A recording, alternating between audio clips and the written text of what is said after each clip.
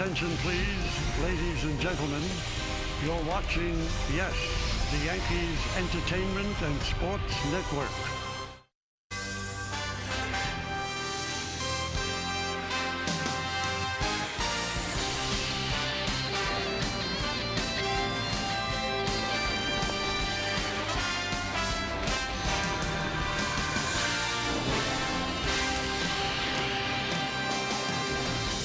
Under a glorious Florida sun, the 2017 New York Yankees will lift the curtain on the newest edition of baseball's most iconic franchise. In a spring training that still has the stars associated with the stripes, there's also a new breed of bomber as the team trots out a younger, more athletic squad with an eye on the future but high aspirations for the present. Today, the Yankees begin their spring training schedule as they run onto the shimmering green grass here in Tampa, anxious to begin the organization's 115th season. Yes, after a long winter of looking ahead, we are here now as the Yankees are back, and it is time for baseball. And the Yes Network presents New York Yankees baseball. Today, it's the New York Yankees against the Philadelphia Phillies here at George M. Steinbrenner Field in Tampa, Florida. Hello, everybody, and welcome to Yankees baseball along with Ken Singleton.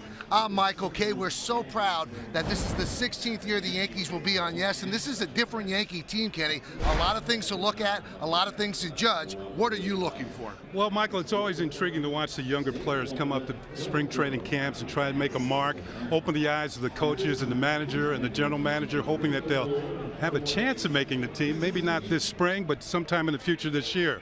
The Yankees fans have seen players like Greg Bird and Aaron Judge. They've seen them at the big league level. These are some of the young players the Yankees are counting on. But there's several other players in camp this year, Yankees acquired in trades during last year, that could make the big leagues at some time this year. That's what I'm looking for. Well, it should be fun. We'll have Meredith Marakovitz with us and Jack Curry. A lot of stories, a lot of things to look at when we come back. Lineups, first pitch, baseball's back. Coming up next, right here on Yes.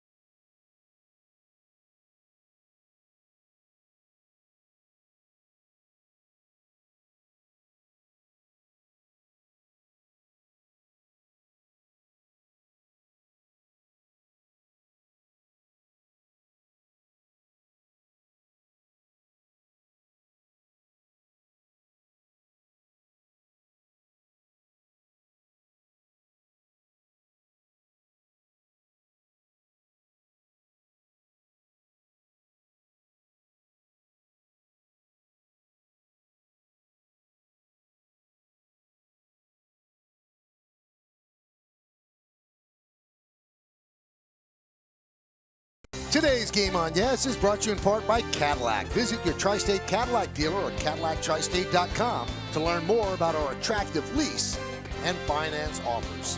Yeah, it's one of those days here in Florida, just a Chamber of Commerce sort of day, a postcard sort of day, as the Yankees and the Phillies begin their spring training schedule. The Yankees have taken the field, and the Phillies will come to bat. First batter is Cesar Hernandez, and he is going to face Brian Mitchell. And Brian certainly one of the young Yankees battling for that 4th and 5th spot in the Yankee rotation. Hernandez is ready. Mitchell is ready. And let's do it here at Steinbrenner Field. First pitch is fouled away, and we are underway. Well, the conditions here this afternoon, as Michael described, the weather is just about perfect, but the wind is blowing in quite steadily from left towards right field. So anything hit towards right field might get a little bit of a boost today. The 0-1 high.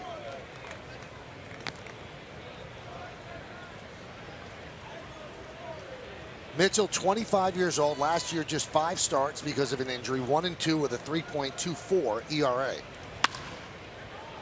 Slice the other way, foul. That injury cost him a chance to make the team last spring. It appeared as though he was going to make the ball club, but towards the end of spring training, was injured covering first base. Eventually had to undergo toe surgery and missed most of the year. 1-2. Let's check out our pitcher scouting report on young Mr. Mitchell. He was almost a Tar Heel. He's from Reidsville, North Carolina. He had his bags packed, ready to head off to the University of North Carolina. But then he signed with the Yankees at the last minute. Mid-90s fastball, also an excellent curveball, and we filled you in on the toe surgery. The 1-2 upstairs. And he has an opportunity, along with several other pitchers, to grab hold of one of the last 2 spots in the rotation. Adam Warren will be pitching tomorrow against these same Phillies over in Clearwater, and then Luis Severino will be back here on Sunday pitching for the Yankees against the Blue Jays. I'm going to have that game for you right here on Yes. Now, in an era of Yankee baseball where there's so much enthusiasm about the young players coming up through the system, Brian Mitchell last year made the only Yankee start by a drafted pitcher from the organization. So they want more of those sorts of starts. 2-2 swung on and missed, and Hernandez down on strikes. Why don't we take a look at the Phillies lineup? Phillies last year at 71 and 91. We just saw Cesar Hernandez, and he's the second baseman. Batting second, playing center field, Roman Quinn. Daniel Nava, the DH, hits third. Tommy Joseph at first base cleans up. Then it's Coughlin, Goodell, and Knapp. And then the shortstop, J.P. Crawford. The third baseman is Hector Gomez. That's manager Pete Mackanin in his 3rd year managing the Philadelphia Phillies. And I was talking to Pete before the game about the batter at the plate, Roman Quinn. He says he's very quick, switch hitter, can play center field, outside chance of making the team. The 0-1. If there's an injury and he's down at AAA, they'll think quite a bit about bringing him up. Well, the Phillies certainly in a rebuilding phase. Last year they won 8 more games than they won the year before, but they still finished in 4th place, 24 games behind the Washington Nationals. Fly ball, left center, over his Hicks. He makes the play for the second out. Why don't we check out the Yankees defense? And we'll start with Hicks in left field. So Aaron's in left, Gardner's in center, and Aaron Judge is over and right. In the infield, it's Headley, Gregorius, Castro, and Bird. There's a good chance that could be your opening day infield. Gary Sanchez behind the plate. We told you about Brian Mitchell on the mound.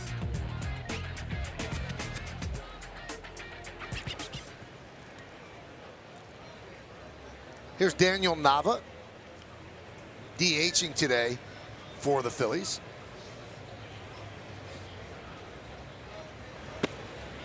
Phillies train in Clearwater. About, what would you say, Kenny, 45-minute drive from here? Maybe a little closer than that. It's just across the causeway. I'd give you 45 minutes with traffic. Okay. Which this time of year there can be quite a bit of in Florida. The 1-0. Fly ball left field. Hicks is there, and a nice, easy 1-2-3 inning for Brian Mitchell. It's the Phillies nothing, and the New York Yankees coming to bat.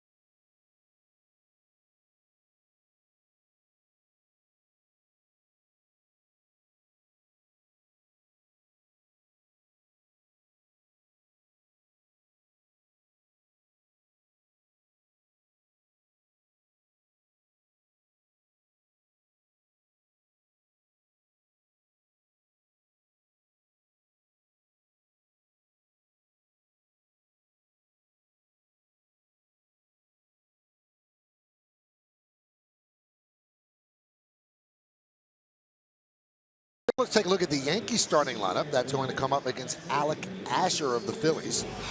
Yankees will lead off their center fielder Brett Gardner. Batting second and playing shortstop Didi Gregorius. Gary Sanchez burst upon the scene last year with 20 home runs in 53 games. He'll catch and he'll hit third. Cleaning up a new Yankee free agent signing, Matt Holliday. Greg Bird coming back from injury will be at first base batting fifth. Batting sixth, playing second base, Starlin Castro. Chase Headley's at third base. He'll hit seventh. Batting eighth and playing left field, Aaron Hicks. And another Aaron Judge is in right field. He'll bat ninth. On the mound for the Phillies today, 26-year-old right-hander Alec Asher. And those are his numbers from last year in Philadelphia. He spent most of the year in the minor leagues. Originally, he was drafted by the Texas Rangers. A young man from nearby Lakeland, Florida. He gets to start this afternoon. Let's check out the pitcher's scouting report. He was part of the package coming from Texas to the Phillies for Cole Hamels, who did a fine job with the Texas Rangers. His best pitch, probably his slider. And how about this, Michael? Tommy John surgery at the age of 14. Wow. That's called little Tommy John surgery. So here's Brett Gardner, and comes into camp as one of the elder statesmen. Time has really flown by. Now, Gardner was talking yesterday, Kenny, and said, we all have to be a little bit more aggressive in scoring runs and taking the extra base and stealing bases. He said, we probably have not been as aggressive as we should be. And he's pretty much talking about he and Jacoby Ellsbury as he chops one to Hernandez, who flips over to first for the first out. Well, Gardner, only 20 attempts, stolen bases last year, was successful on 16 of them. And I know that Joe Girardi sometimes got frustrated with Gardner's inability to run. He wanted him to take off and create some havoc on the bases. There's Didi Gregorius. You know, Gardner spoke about this, Kenny. He said it's changed so much over the last 5-6 years. He said now there's guys that 1-2 to the plate. He said you just can't steal them. Gregorius hits one deep to right field. There it goes. See ya. A long home run to right center field. Yankees on the board, and they lead 1-0.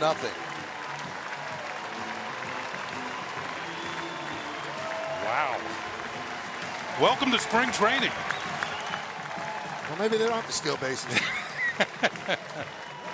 Well, Didi had a career-high 20 home runs last year. And get a good look at him now, because he'll be off with several Yankees headed for the World Baseball Classic in a few days. But he's made an immediate imprint on the 2017 spring training session. Well, here's Gary Sanchez in 53 games last year, 20 home runs, a .299 batting average. And had such an unbelievable 53 games, almost stole the Rookie of the Year award, but didn't get it. Michael Fulmer of the Tigers grabbed that award, and he deserved it. Yeah, he did. But 42 runs batted in 53 games for Sanchez is nothing to sneeze at.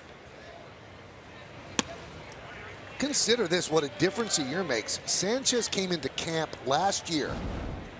He was penciled in as the backup to Brian McCann. He had such a bad spring training. Austin Romine grabbed that spot. They sent Gary Sanchez down. Now, in 2017, Brian McCann's been traded away. Austin Romine's still here as the backup, and Gary Sanchez has the starting catcher role. That's what happened in a calendar year. 2-1. Chop second base. Hernandez. 2 down. Let's take a look at the Phillies defense. In the outfield, you have Tyler Goodell, Roman Quinn, and Chris Coughlin. That's left to right. Infield, Gomez, Crawford. You've seen Hernandez make a couple of plays at second. And Tommy Joseph over at first. Knapp behind the plate, and Asher is on the mound. Now here is one of the newest Yankees. Matt Holliday signed to a 1-year deal, and he's going to be their primary DH this year. Well, we mentioned the rookies and the young players throughout the Yankee camp, but this is one of the veterans, the stabilizers, I like to call him. He's been around for a number of years. Hit 20 home runs last year for the St. Louis Cardinals. And what was his final at-bat with St. Louis? Hit a home run, sort of like a swan song. But he had many good years with the Cardinals, many good years in the National League, primarily with the Colorado Rockies as well. Line drive, left field. That is going to be caught by Goodell. No, he trapped it. It is a single for Holiday. Second base umpire Mark Wegner was out there, spread his hands out and said, no, that fell in. So it is a single for Holiday. If Goodell had come up with that one, it would have been a heck of a play, but that ball had a lot of overspin on it. As Holiday really got into it. If he gets that up in the air, it's out of the ballpark. You can see the short hop. Good play by Goodell just to keep the ball in front of him and hold Holiday to a single.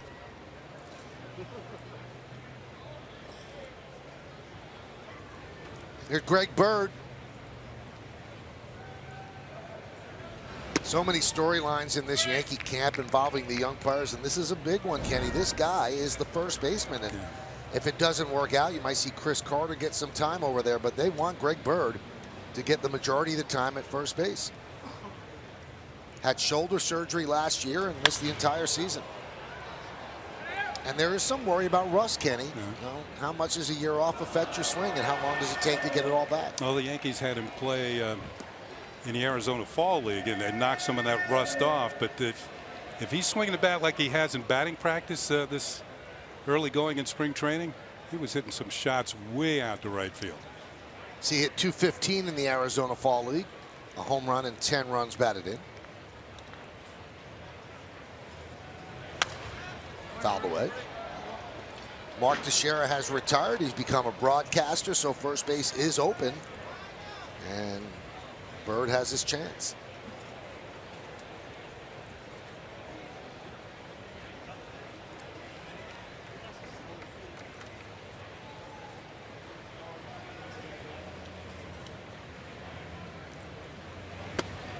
You mentioned Chris Carter might get some reps over at first base. Unfortunately for the Yankees and young Mr. Tyler Austin, he fouled the ball off his foot one of the first days of spring training, broke his foot. He's in a walking boot, and he'll be out for 6 weeks. And he was in the mix for some time at first base. The 2-2, swing and a miss. Bird down on strikes. But the Yankees get on the board in a loud way. Didi had 20 last year. This one doesn't count for the stats, but it counts on the board. A solo shot. Yankees 1, Phillies nothing. London, when I need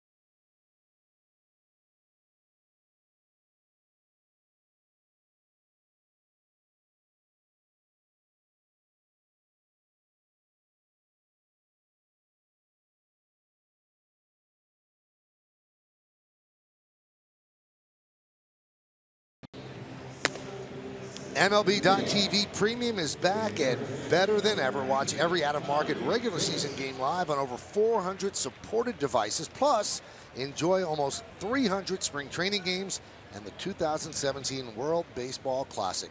Blackout and other restrictions apply. Visit MLB.TV for details. So, Didi goes deep, and that was deep for the first run of the spring for the Yanks. They lead 1-0 as we go to the second. Mitchell still on the mound. Tommy Joseph at the plate. Pitch is high. At the end of last year, the Phillies let Ryan Howard go. Former MVP, been with the team I believe 10 seasons, had an MVP season, hit the second most home runs in Philadelphia Philly history. This is the young man, Tommy Joseph, is going to take over. Now, Joseph did spend some time in the big leagues last year and hit 21 homers and just over 300 at bats. So he's got the power. In fact, Michael, I went to a game at Citizens Bank Park. The Phillies were playing the Marlins that night, and Tommy Joseph hit one 9 miles up into the upper deck in left field. And that's the same type of thing that Ryan Howard did for years for the Phillies, albeit to right field for Ryan Howard. But this guy has some kind of power. Former catcher, now a first baseman.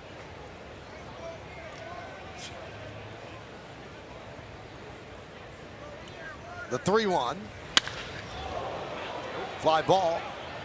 Right center. Drifting over is Gardner. He'll make the play. One down. Nice crowd here for the opener at Steinbrenner Field. A reimagined, refurbished Steinbrenner Field. First year the Yankees played here was 1996, their championship season, making the move from Fort Lauderdale.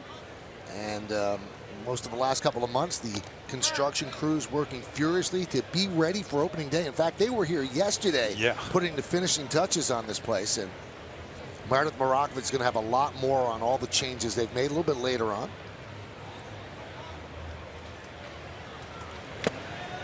Chris Coughlin swings and tips the ball into the glove of Sanchez. 0-1.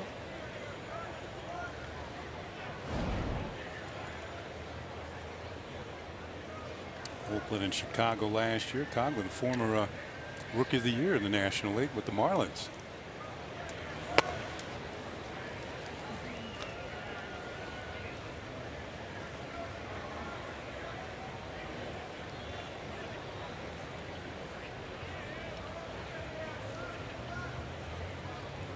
One.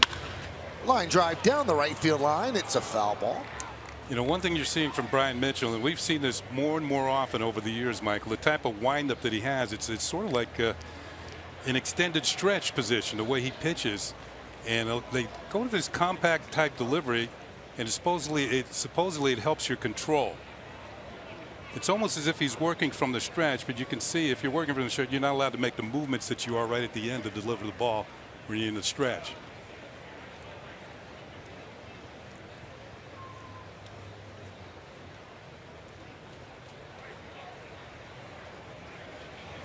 Brian Mitchell has not had fortune on his side in his big league career.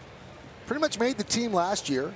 Then in a game on March 30th against the Braves, he's covering first base. Innocent cover of first base on a ground ball to the right side. Hits the bag the wrong way. Has to have toe surgery and essentially misses the entire season. And he did come back, as I mentioned, to make the 5 starts, but he was counted on to do big things for the Yankees when they put the team together last year. And that injury, I mean, just a freak injury. He had had a good spring up to that point. They like him. He throws hard. He has a nice makeup to him. And there's 2 rotation spots open. We know the top 3. It's going to be Tanaka, coming off an outstanding season. CeCe, who reimagined himself with lesser stuff and changing speeds last year and gave them a solid year. And then Michael Pineda in the final year of his contract.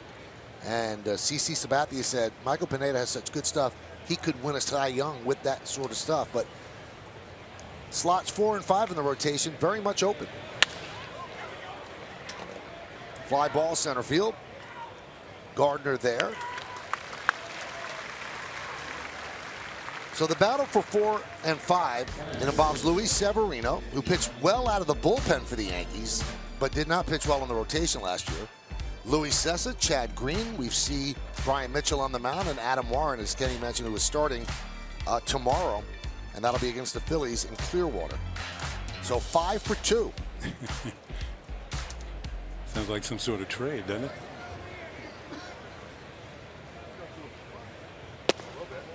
Now a little bit of a wild card, a Yankee draft pick who the organization really likes, James Caprillion. He would really have to light it up in spring training, I think, to move ahead of the other 5, but it's certainly a possibility. He has lighted up stuff. Yep. Former #1 draft pick. Eric Cooper taking the first one off the mask this year. Looks like he's okay.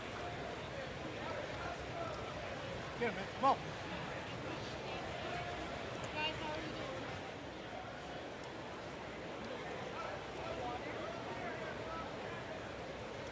The 0-2. Fly ball center field. And Brett Gardner ties a spring training record held by many, making all 3 putouts. We go to the bottom of the second. It's 1-0 Yanks.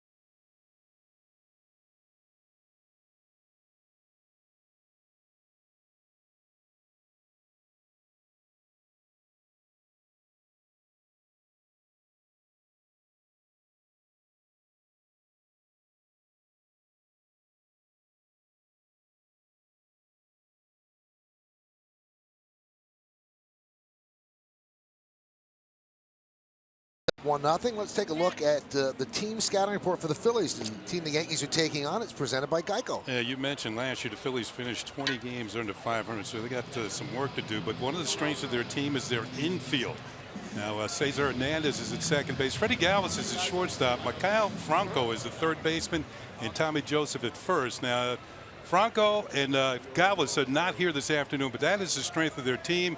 They need more power from the outfield. Philadelphia Phillies outfielders only hit 37 home runs last year. That's last in the big leagues, and they were outscored by 186 runs. Here's Sterling Castro in his second season with the Yankees, and he takes a strike from Alec Asher. So some of the Phillies' woes came on offense.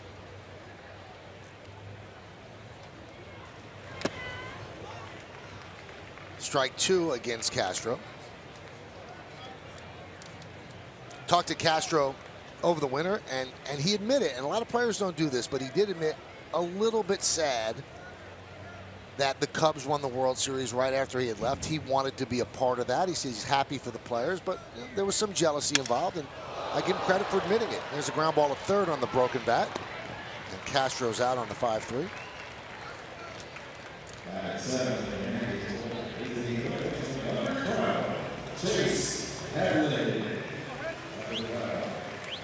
And I guess Castro, Kenny, could check out that Cubs World Series ring on Aroldis Chapman, who helped the Cubs get that victory. And then the Yankees signed him to a 5-year free agent contract. So he's back closing games at the end of the bullpen.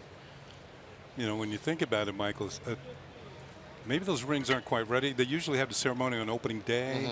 And when you're a player that gets traded or leaves as a free agent, the Yankees do play in Chicago this year. So that's when he'll probably get the ring.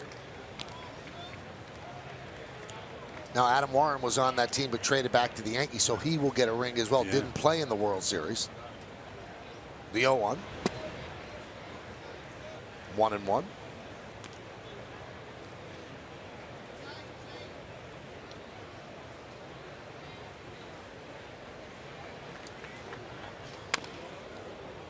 Now, Headley started off slowly last year and really buried himself where he had really a fine finish to the season, but the number's not where he particularly wanted them to be because he had such a bad first couple of months. Didn't get his first extra base hit until May the 12th. Swing and a miss, and Headley's down on strikes. Now, one thing that you should consider as you're watching this game is that the hitters have been in camp 4 days. Everything is kind of expedited this year because of the WBC, early reporting and then early games. So the pitchers have been here getting ready, but the hitters really have not had that many swings, even in the batting cages, so they might be a little bit rusty, although Didi scoffs when he hears that. Here's Aaron Hicks. He's been down at Curacao getting ready for the WBC. He'll be playing for the Netherlands. You know, this is the time of spring where you usually see some sloppy baseball from time to time.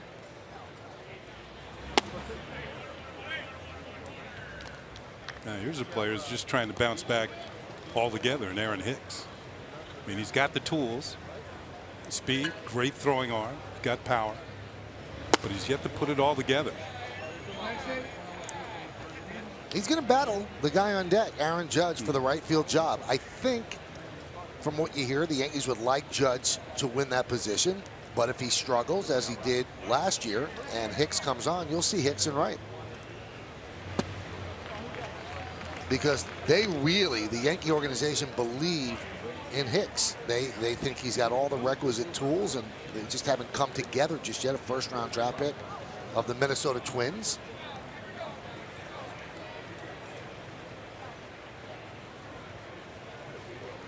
Two. So far, Asher has shown that good slider. Struck out Headley on it.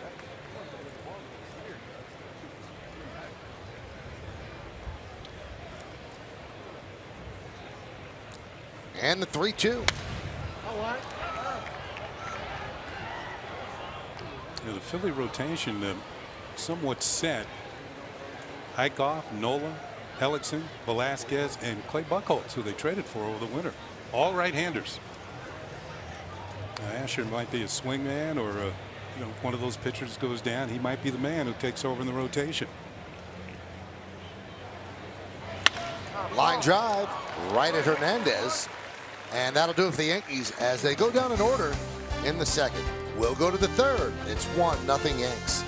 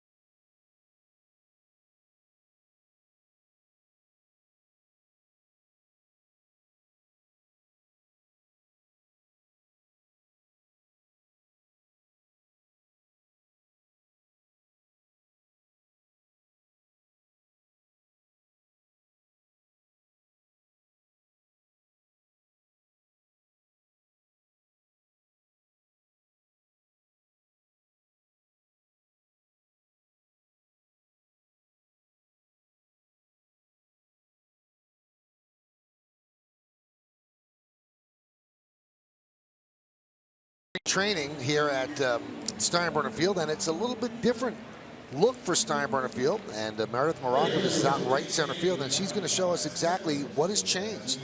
Well, Michael, you've already mentioned the renovations, and workers have been working around the clock to try to get this place done to be ready for this spring opener here, and they've really done a fantastic job. So Yankees have really increased and enhanced the fan experience. And one of the first things that you'll notice, it's now a 360 stadium, meaning you can walk all the way around the stadium. And some of the finer points out here in the back, you have some of the greats numbers, like Derek Jeter, number 2 right here, where you can pose, get a picture with that, with the field in the background. Also, if you look down the third base and first base line, there are some new structures. The third base club and the bullpen club. That top level is exclusive for club ticket holders and premium guests. Also, the bottom level, anybody can go in there. There are TVs, bars, food. And mentioning some of that food, they have definitely changed the menu a little bit. It's not just hamburgers and hot dogs anymore. They have ahi tuna poke nachos, shrimp nachos, sliders. They have a variety of new things that they've added to their menu, including gourmet hot dogs. So they've really done a nice job. And if none of that interests you, Michael and Kenny, and you want to take in the game from a different vantage point, you can go up here to the cabanas, some nice comfortable seating for groups of 10 or more, where you have a little different outlook looking out on the field, more of an experience, allows you to really interact with other fans. So they also have updated their store in the front of George M. Steinbrenner Field. A lot of things going on. It seems as though the fans so far have really been enjoying the additions. Meredith, those sliders sound really good. You know, I was thinking the same thing, Michael. Yeah. You know, we'll see our fill of sliders all season long from the pitchers, but maybe not the tasty ones that Meredith's talking about. Well, a good friend might bring us some, but again, a good friend. Thank you, Meredith. As Knapp goes down on strikes against the new Yankee pitcher, Tyler Clippard. Split time with the Diamondbacks and the Yankees. 69 games, 4-6, 3.57. Did a nice job, and he's going to be a big part of this bullpen. You've got Clippard, you've got Betances, and you've got Chapman, and that's probably in one way or the other going to cover the last 3 innings of the game. And the bullpen looks like it could be a real strong point this year. Clippard has one of the best changeups in the game. Kind of jumps at the hitter to give him the effect that the ball is really kind of a fastball, but it's almost like a Bugs Bunny changeup. Count 1-0 to J.P. Crawford.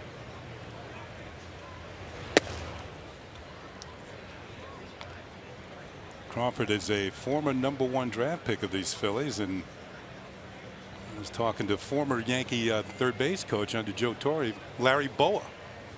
It was a great shortstop in his Philly days, his playing days.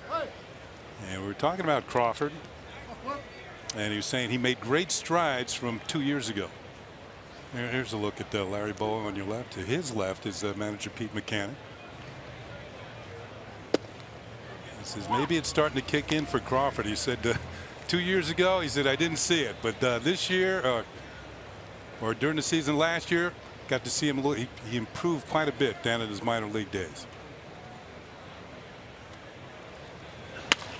Grounded up the middle, just over the bag, and Didi makes the play for the second out. One thing about baseball, Kenny, I mean, you've lived it.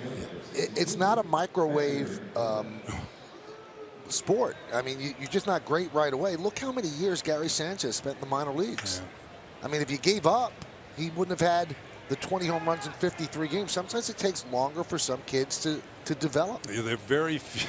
Well, you can count on one hand players like Dave Winfield, Bob Horner, who came immediately from college into the big leagues.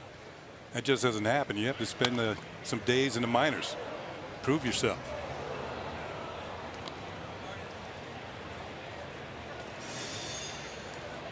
This is Hector Gomez. You know, with Franco, we mentioned him not coming over to Tampa today. He'll probably be in the lineup tomorrow. It's the Phillies' home opener in spring training, if you will, against major league competition. But Franco may be a star in the making for these Phillies. Led the team in home runs and runs batted in last year. Well, they've already committed long term to him contract-wise, so that's certainly one of the building blocks.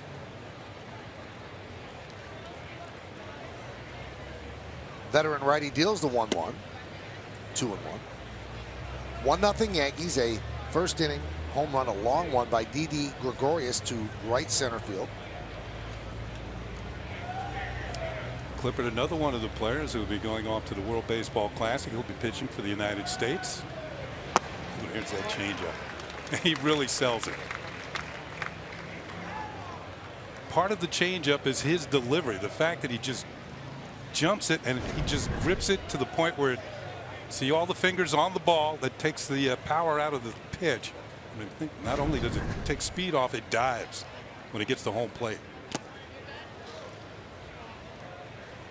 Well, the Yankees traded Chapman and Andrew Miller last year. They acquired Clippard so that their bullpen would be somewhat competitive down the stretch, and he certainly pitched very, very well for them after coming over from Arizona.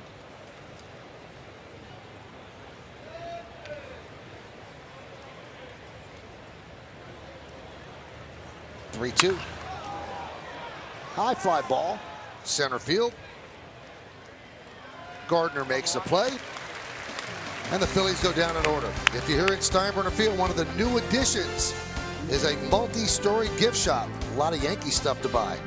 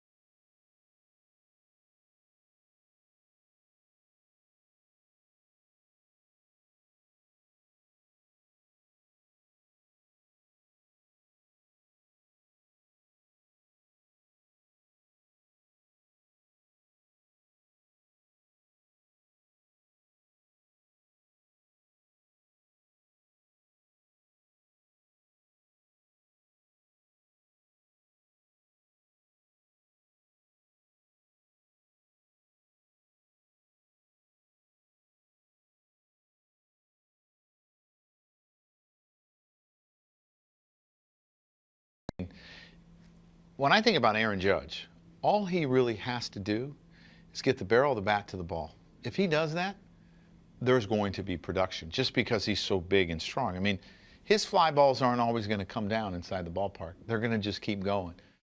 And Aaron Judge will lead off, and that's what the Yankee manager has to say about him. And hey, the stats support what Joe said. 84 at-bats last year. And he struck out 42 times. You can't have that. And he's got to cut down on the strikeouts. He knows that. And he studied so much tape over the winter, Kenny, of Miguel Cabrera and Barry Bonds, two bigger-bodied guys that hit home runs and made contact. And that's what he's trying to do, trying to get quicker to the ball.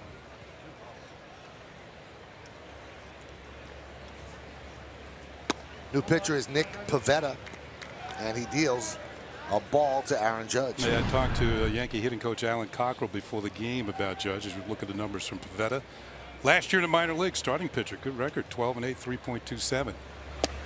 And he was saying that Judge, he mentioned that he'd worked hard over the winter, and he's just got to stay back, short to the ball, and with his power, the ball's going to go. He puts on a show in batting practice.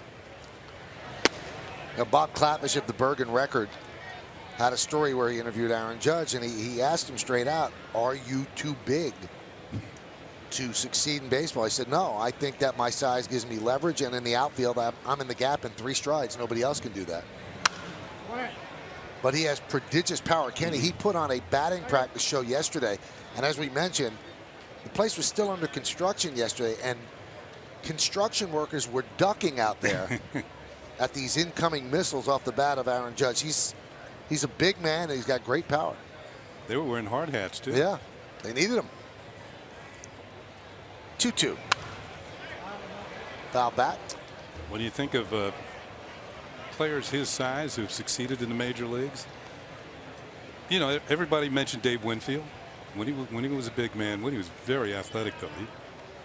Frank Howard may be a little less athletic, but certainly had a lot of success at the big league level.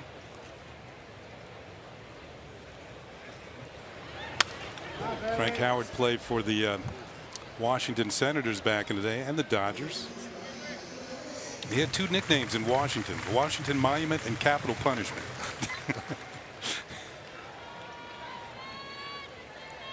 Now, the book on Judge, Kenny, is that he initially fails at each new level and then conquers it. The Yankees are hoping that that's what takes place in the big leagues, but he strikes out in his first spring training at bat, one away here in the third. Looked like he left the strike zone on some sort of off-speed pitch as Pivetta picks up a strikeout.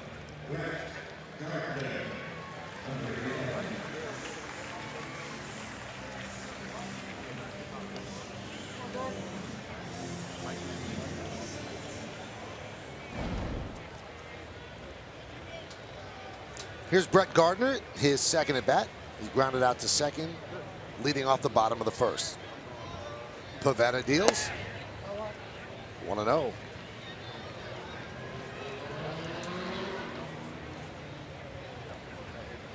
You might want to stay tuned the entire game because some of the highly touted Yankee youngsters will be replacing the starters in the fourth or fifth inning. And you'll get a chance to see Gleyber Torres and Clint Frazier,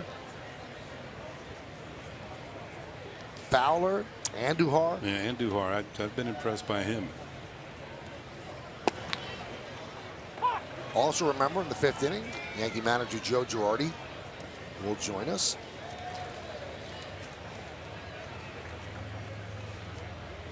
Well, Gardner playing center field today. As you can see, Didi Gregorius on deck.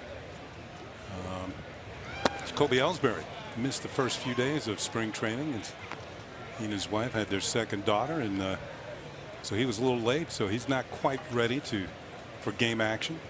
Should be a few days before Ellsbury's back in the lineup. Swing and a miss. Gardner down on strikes. You also had a look there when you saw Gregorius sitting with the Yankee Brain Trust, the coaches and the manager. Is Alex Rodriguez.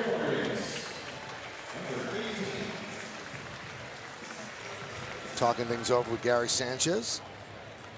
A-Rod's been here, what, 4 days now? I think he's going to go home after this. And he's working out a schedule, the Yankee owner Hal Steinbrenner, about how often he'll come by and deal with the kids. And actually had a big dinner last night with a lot of the Yankee youngsters. Mm-hmm.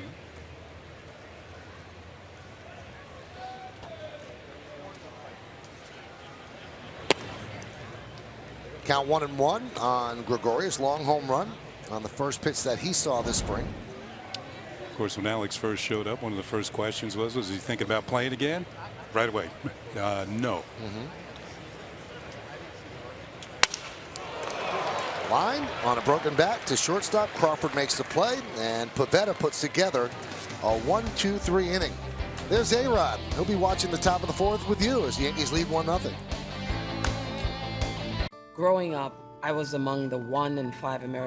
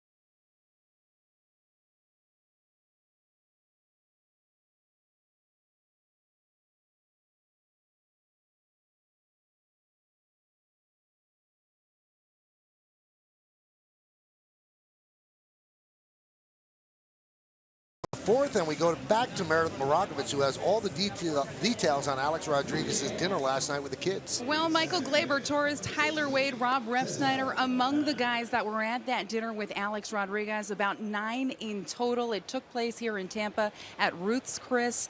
And Rob Refsnyder said the biggest takeaway from it was the fact that Alex Rodriguez's baseball mind is simply incredible. He said he brought up a game that Refsnyder played in 2015, and he remembered it vividly, went through the details of the entire game with Refsnyder, and he couldn't believe how accurate it was in relation to what Refsnyder did in that game in particular. Now, Glaber Torres told me that he thought it was unbelievable that he had the opportunity to sit down and really pick the brain of Alex Rodriguez. He said Rodriguez was completely open, really asked them to ask any questions that they had regarding any aspects of his baseball career and really challenged them to focus on the sport, not get too carried away with outside distractions, and said, if you guys ever need to talk to me, I'll be available for you. So a lot of the guys really liking the fact that Alex Rodriguez took the time, enjoyed the dinner. And Michael, I know you're going to ask, Alex did pick up the tab.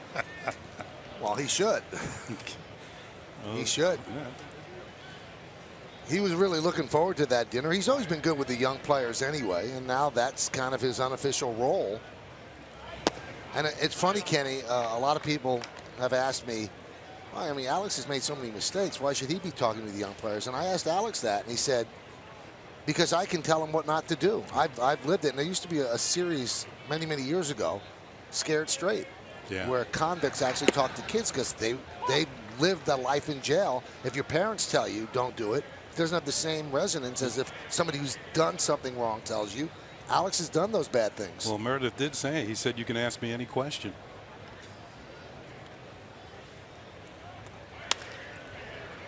Fly ball right field. Judge makes the play. New pitcher for the Yankees is the lefty Tommy Lane, and the 2016 season had a lot of exciting moments with Gary Sanchez. One of my favorite moments, Kenny, was this one against Toronto. Tommy Lane on the mound. Oh, this is a great play. Tommy Lane, the only one who could make the play as Sanchez took himself out of the play. That's Darwin Barney, who's out at home plate. And if I remember, that was extra innings, wasn't it? I just like how he eluded the first tackler, which is always important. You make that first guy miss? Yeah, then you got some extra yards. It's the talent. Very athletic play, and you know everything's moving so quickly and the game is on the line. It was a nice addition for the Yankees. Came over from the Red Sox, you know, lefty out of the bullpen. You can match him up. Also, he was the type of pitcher you could leave in to face right-handed hitting as well. And he's going to face 3 switch hitters in this inning. Chop back to Lane. Throw to first, and they get the speedy Quinn for the second out. So what is Lane's role on this Yankee team? He talked about it earlier this spring. I'm a reliever. I can get right-handed hitters out too. I've proven I can do that. But in my heart, I love being a lefty specialist. I mean, I love it because you're always coming in when the world's on fire. You know, there's guys on base, it matters, and you're getting that big out. You may not get the out to end the inning to take the threat away, but you're at least alleviating some of that pressure. And that's probably going to be his role, lefty specialist, but it does make things easier if there's a lefty coming up, then a righty, then another lefty. Joe doesn't have to be worried about that middle of the sandwich where the pitcher can't get the right-handed batter. Lane can certainly do that. Did he say he came in with the world on fire? Mm-hmm. Well, maybe that's apropos for him because he had a degree in criminal justice and emphasis in fire science at Mount Olive College in North Carolina. Wow. So that'll heat things up, huh? Early, but I did see what you did there. Yeah.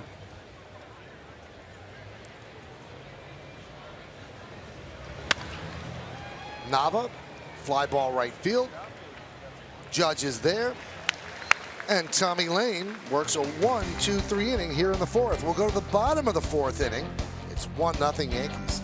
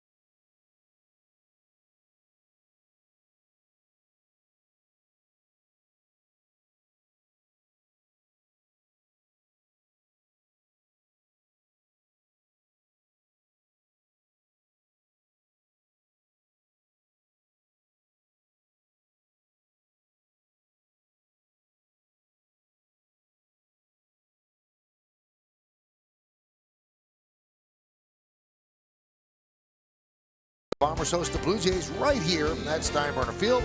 Our coverage begins at 1 with the latest news and notes from camp. Then watch the position battles play out live right in front of you, right here on Yes. Oh, that'll be Luis Severino on the mound. See what he's going to bring to the table this year.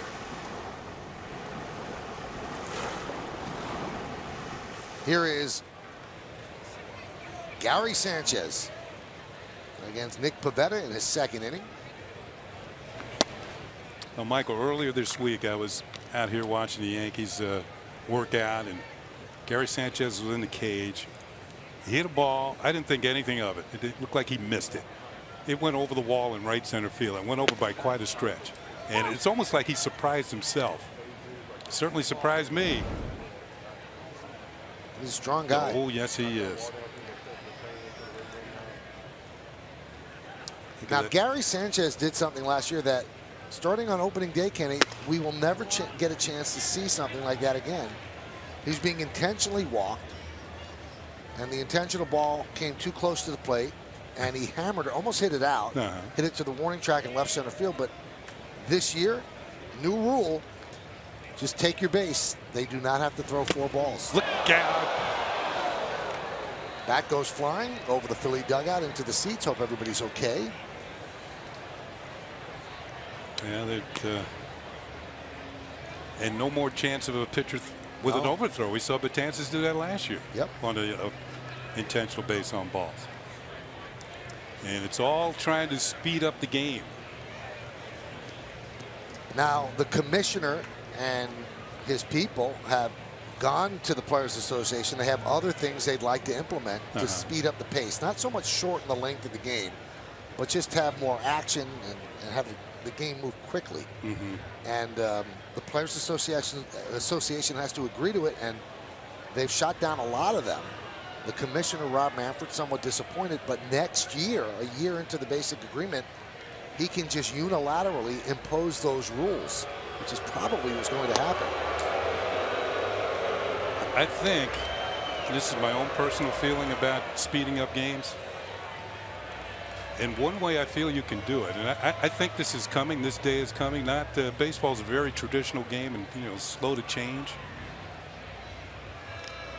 But good pitch over the outside corner for call strike 3. But in between innings, I mean, we have commercials. We sell time on TV.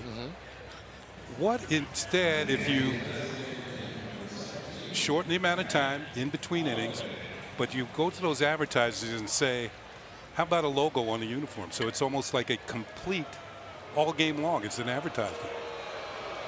But I know how traditional baseball is, and they might not want to. I don't want it to turn into NASCAR. Don't you understand what I mean? Well, I think that there's a fly ball to deep right, and that ball's going to be off the base of the wall as Holiday picks up his second single. This one a deep one to right field, showing power the other way.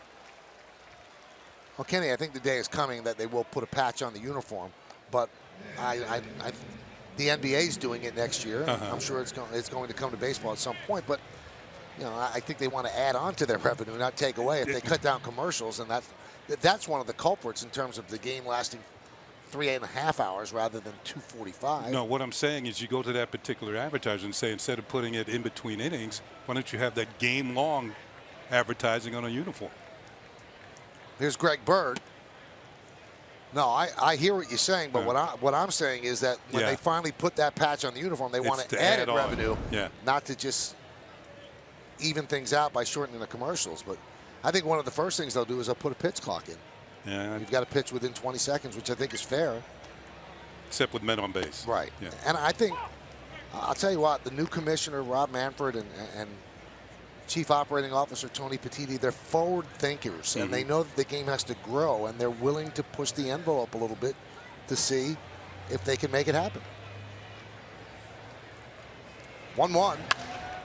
Bird fouls it away. Yeah, we've gone from being cooking on the stove to a microwave society. You want things a lot quicker.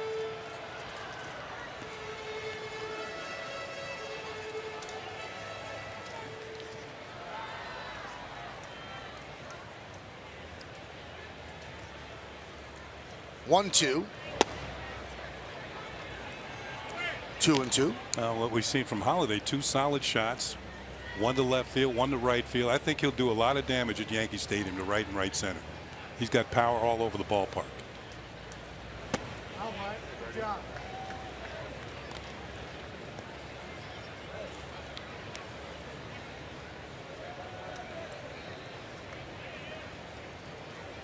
Holiday leads off first with 1 out. Yankees up 1-0. First spring training game of the year. And Bird works a walk to put runners on first and second with 1 out, bringing up Starlin Castro.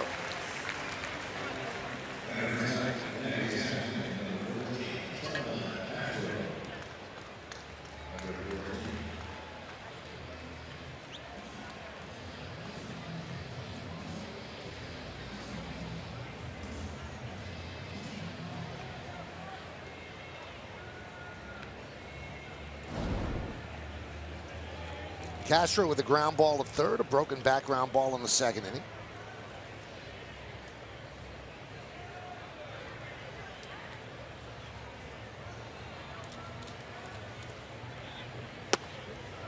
There's a strike. What are your thoughts on raising the strike zone? We've heard that too. I believe if you called the strike zone the way it's laid out in the rule book, you'd have to swing at more pitches and put balls into play. That's especially the ones upstairs. Upstairs, yeah. Now, one of the suggestions that the Players Association, which has that right, rejected was they wanted to limit the amount of trips to the mound by the catcher. And we saw last year sometimes 5, 6, 7 trips in an inning where they're trying to change signs and go over how they want. And Joe Girardi had a great idea. Mentioned the other day, said they should put earpieces in the pitcher's ear and a device where the catcher could talk to the pitcher without walking out there. He also said giving signs. I've got to give a sign. Then Joe Espada has to relay the sign to the batter. He said if you had everybody wearing an earpiece, I could just say bunt, hit and run. You got to make sure the other team doesn't get your frequency. Yeah.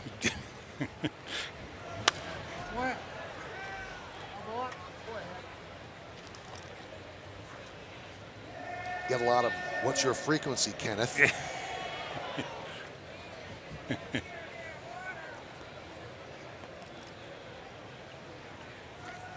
Holiday's at second, Bird's at first. It's 1-0 Yankees on the first inning home run by Gregorius. We're in the bottom of the fourth inning. Castro's at the plate. And Pivetta deals. Right back to Pivetta. He's going to go to second to get one. No play at first. So they get the force on Bird. And the Yankees have runners on the corners, 2 outs, and Chase Headley coming up.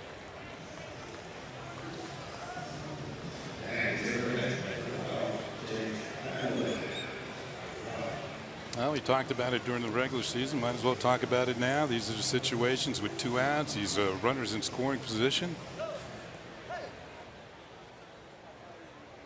With Holiday over at third base, a chance to pick up a run in just when the Phillies would think they're out of the inning. They got the shift on with Headley at the plate. Headley struck out in the second. And there's a strike.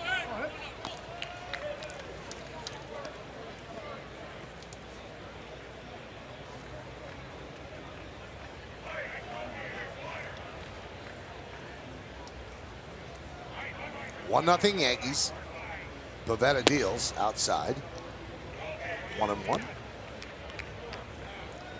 Headley's in the 3rd year of a 4-year contract he signed with the Yankees.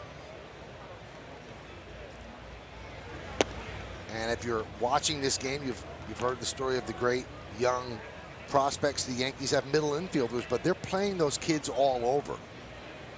Really making them versatile, not to be utility players, but you saw what the Cubs did by moving people around. So you might see a Torres or a Mateo play third and second. Some might experiment in the outfield as well, and that gives them manager maneuverability with these players where they're not locked in to one position and blocked by one player. You saw it in particular with Addison Russell of the Cubs. He came up as a second baseman. Then they flipped him and Castro and made Russell the shortstop. And Russell ended up being the shortstop on the World Championship team.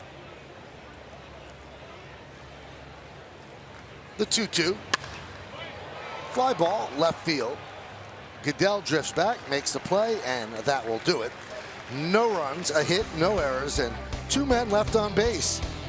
The manager of the Yankees joins us in the top of the 5th.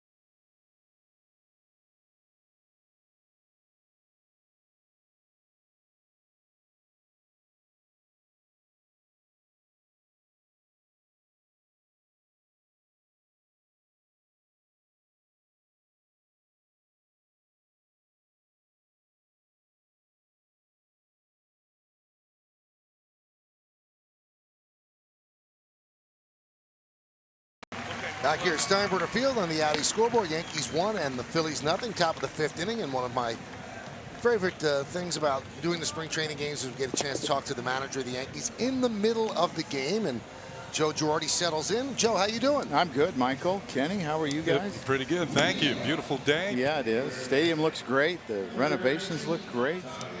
Matt Holliday looks great. A lot of great things. Let's start with your shortstop with a monster bomb to put you guys on the board. Didi showed power last year. What's the potential for him? What do you think he could top out at? You know, I don't know. I mean, you hate to, think that he's going to be a 30 home run guy, but I mean, how many he hit last year? 20? 20. I mean, I think he's very capable of doing that. And I think he displayed his power there, and he's gotten smarter and wiser over the years. That's a pretty good number from middle infield. Yes, it is, and we got it from both of them. Matt Holliday, one of your free agent signings, probably be your DH. He's 2 for 2, hit one off the right center field wall. And one of the things that people say about Holliday, Joe, great clubhouse presence. Have you seen that yet? Yes, I have. You can tell that guys are going to look up to him, and they're going to look to him for direction. And he's not, afraid to put his arm around a young guy and have a long conversation with him. So he'll be great in our clubhouse. Sessa deals the 1-1. He throws a strike, 1-2. Let's talk a little pitching, Joe. Brian Mitchell, who's certainly in the battle for one of those 2 spots open in the rotation. What did you think of him today? I thought he looked pretty good. For his first outing, he threw strikes, no walks. Threw his curveball over for some strikes. So I thought his first outing was positive. Looked like he threw some cutters as well. So, I mean, he was in such a good place last March, at the end of March, when he got hurt. And, we didn't think he'd pitch the whole year for us, and was able to come back in September and did a pretty good job. Ground ball at third. Henley makes the play, 1 away. And then, he finally kind of got it going at the end of the year, and we saw his potential and what he was capable of doing. So I like his arm, and I like his stuff, and, we need to keep him healthy. Joe, Sess is also in that mix for a spot in the rotation. What do you look for in the early going from these pitchers who got this competition going? I think that the important thing is commanding your fastball early.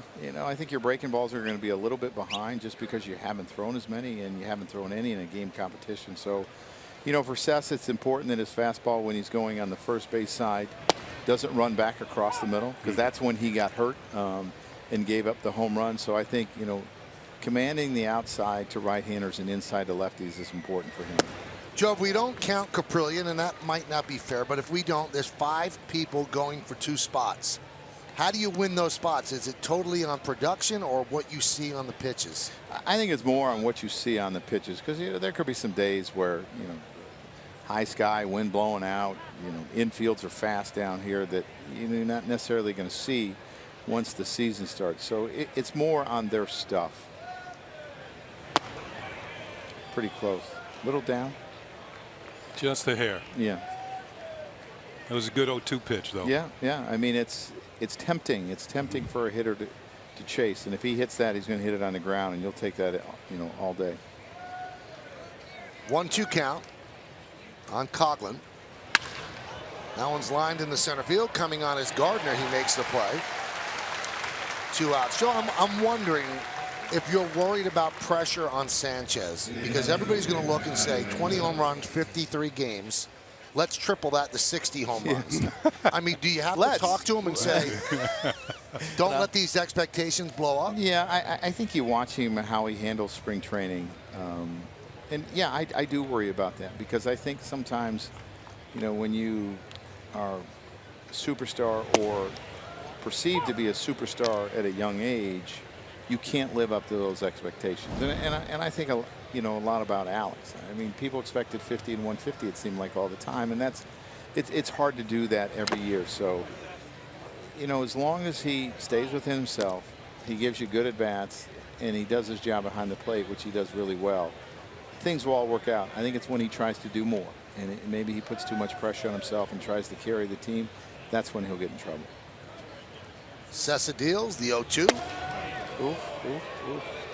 Is it different in camp this year, Joe? I mean, there's so many young players, and the future is so bright, and so is the present. But I mean, you've managed this team when it was like, you know, the Beatles touring. How different is this? It's much different, and I think we have 34 new people in camp, and that's a lot for the first time to be here. I think we have 14 of 15 pitchers that never pitched in a big league spring training or a big league game. So you're going to see a lot of youth that we're running out there, and it is different. There's more teaching. There'll be more teaching this spring. We got to watch how the kids handle stuff and not give them too much too fast, especially for kids that might go back to the minor leagues, that they don't get overwhelmed. Joe always puts a real good pitcher in the fifth, so he doesn't have to talk that long. Thanks, Joe. I used to always bring in Mo. Yeah, that's right. Thanks, talk to you guys. soon. Bye. Bye. We are halfway through as Sessa works a 1-2-3 and it's 1-0 Yankees.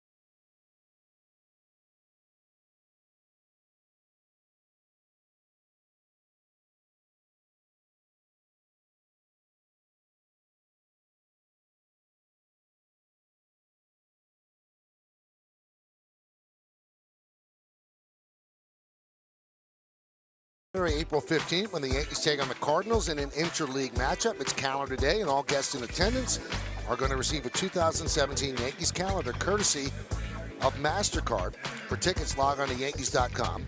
Visit the Yankee Stadium ticket window, Yankees clubhouse shops, or you can call Ticketmaster at 877-469-9849. Big crowd here at Steinbrenner Field on the spring training opener for the Yanks. Aaron Hicks leads off and takes the ball. Phillies have some new players in the game. There's a pitcher, Erneri Garcia. They also have a new first baseman, new second baseman. Erneri Garcia. Good numbers, 12 and 4, 2.68. Hicks with a fly ball, center field. Catch is made by Quinn, one away.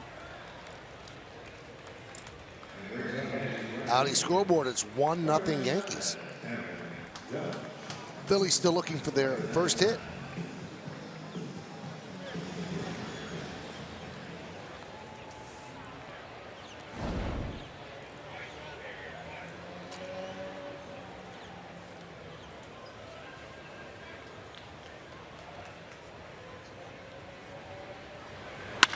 That one's drilled deep to left center field. There it goes. See ya! Off the scoreboard. There's the power we talked about as Aaron Judge just clubs it. 2-0 Yankees. Wow. Kenny, nobody moved. The players didn't move. They just turned their head. I think their ears were ringing. The sound of that ball hitting the bat, the crack of the bat. You could have heard that out on Dale Mabry. Wow. High fastball. My ears are still ringing. Kenny, that's what's so seductive about his skill set. You know, if you can cut down on the strikeouts, the homers will come. I think he kind of knew it was gone. We live in a baseball world now that if you give me 40 home runs, I'll take 210 strikeouts. That's just the way it is. Those guys make big money. But you don't want a guy striking out 280 times. No, no, no.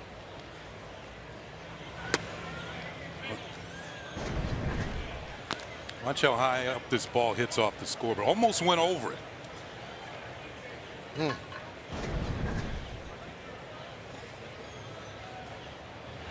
Well over 400 feet. Gardner works a walk as Garcia was scared out of the strike zone.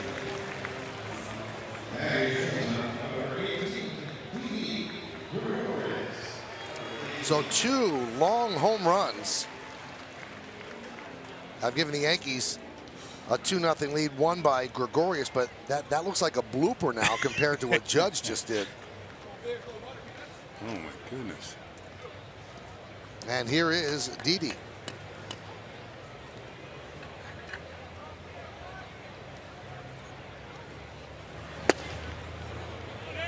Didi did a great job against left-handed pitching last year. Hit .320 against lefties.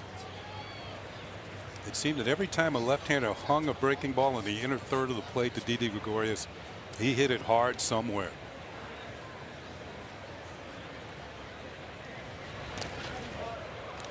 That one is in the dirt as Gardner moves to second. Hey, you know, we mentioned the intentional walk plan that's been out there, that you don't have to throw the 4 intentional balls. We've been notified that nothing has been officially approved by anybody. So it's certainly been written that way that it will start on opening day, but Major League Baseball has said there is nothing that has been officially approved. So we do want to note that. That one is popped up. Play is made by Gomez. 2 away.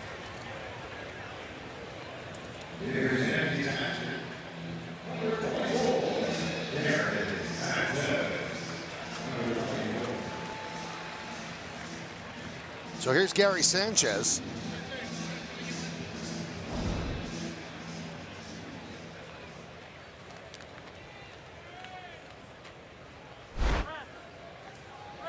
I'm still thinking about that home run.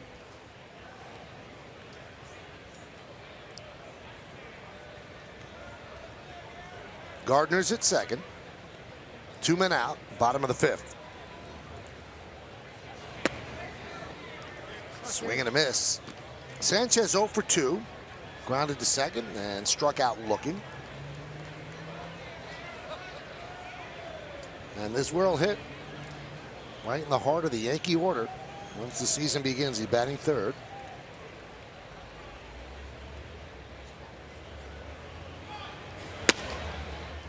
There's been a lot of thought about moving Sanchez to second in the order, because they say that you'll get that many more at bats in the course of a long season. But usually where he's hitting now, that's where your best hitter goes. Third.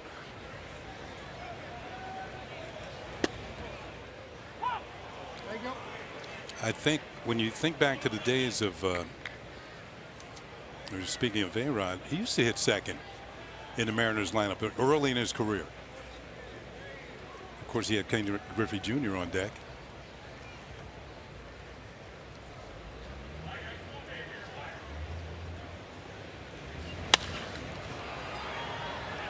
Fly ball right field. Coglin's there, makes a play, and that will do it. But this inning is about that man, Aaron Judge, squared one up and said, all right, take a long ride to left field. The only thing stopping me is that scoreboard. 2-0 Yankees.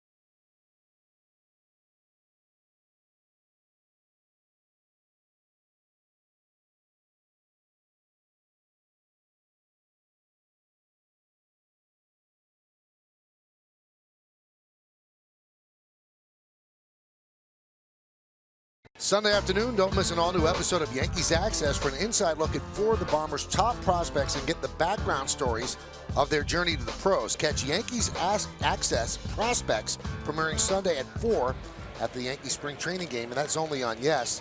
Now, that show's going to feature Gleyber Torres, Clint Frazier, Blake Rutherford, and James Caprillion. I'm really looking forward to seeing that. Great access we have, and it's going to be up close and personal. It's going to be an awesome, awesome show. And there is Clint Frazier, who takes over in left field, and we bring in our good friend Jack Curry. And I know you've talked to Frazier a couple of times. What's your read on him? There's the new Yankee defense right now. Michael, I had the chance to go down to Georgia and visit with Frazier and his family and watch him work out for a day. And some of the words that pop to mind when you watch Frazier are intensity, perfectionist. This is a guy who doesn't want to just get to the major leagues. He wants to get to the major leagues and excel. He wants to be an all-star, but he also understands that he got some work ahead of him. He hit .229 at AAA last year after the Yankees acquired him from the Indians, and he said he was putting a little bit too much pressure on himself, and he'd like to go and conquer AAA and get to the major leagues as quickly as he can.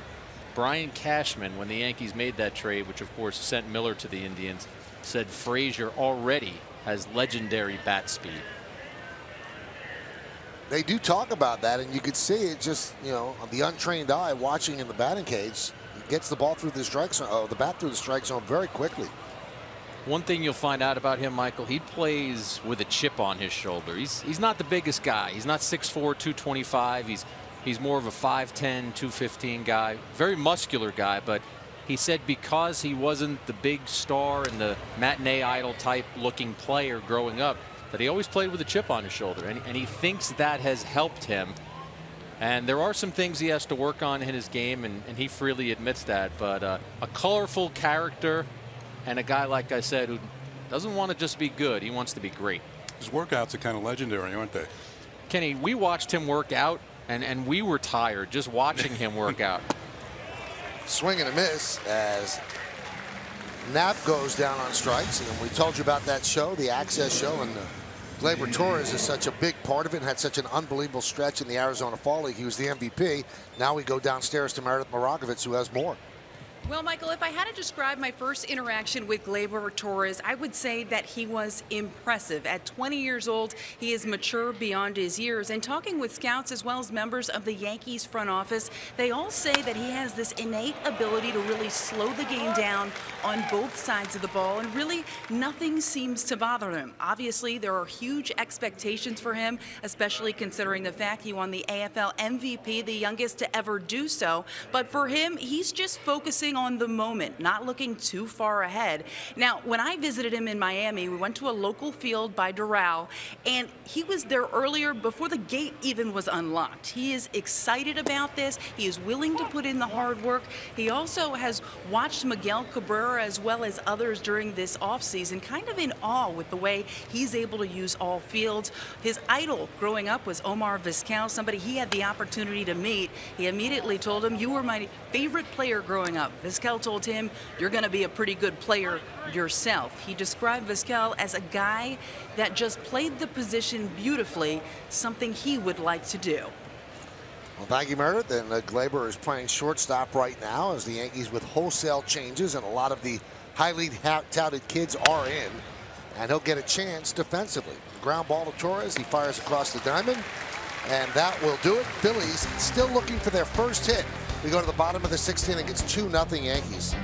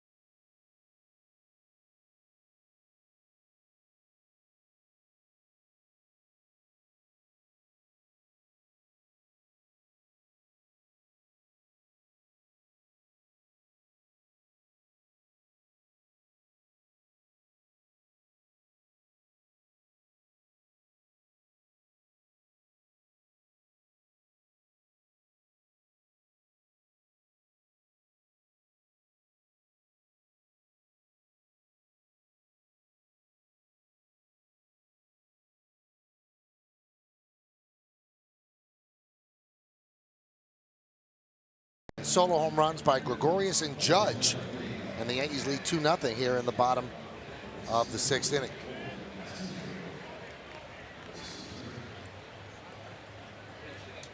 So Wilkin Castillo is going to pinch hit for Matt Holliday, and the first pitch is up and away. Still here with Ken Singleton and Jack Curry. And Jack, we saw Aaron Judge launch one and really put it on the board, as Ken Harrelson likes to say. He's made some adjustments to his swing, so he's hoping that he sees more of that, and the Yankees see more of that this year.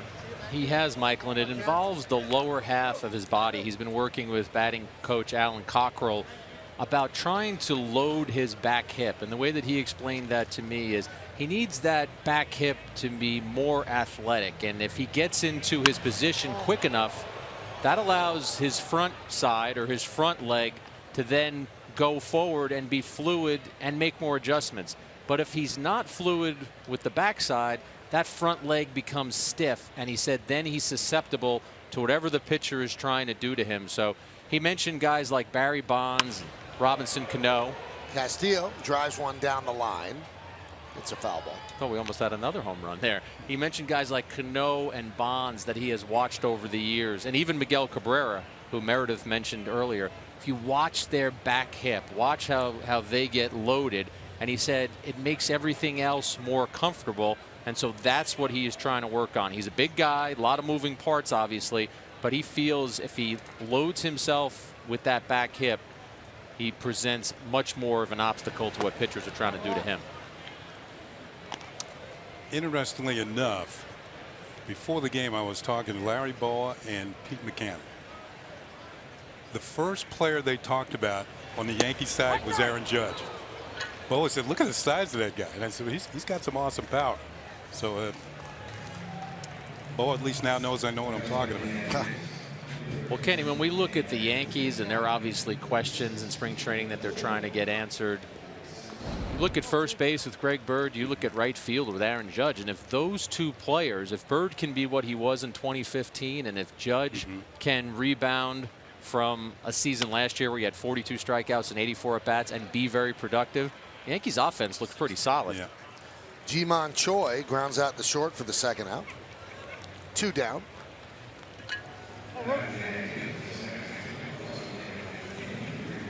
There's Joe Girardi and Mr. October, Reggie Jackson. And here is Ruben Tejada.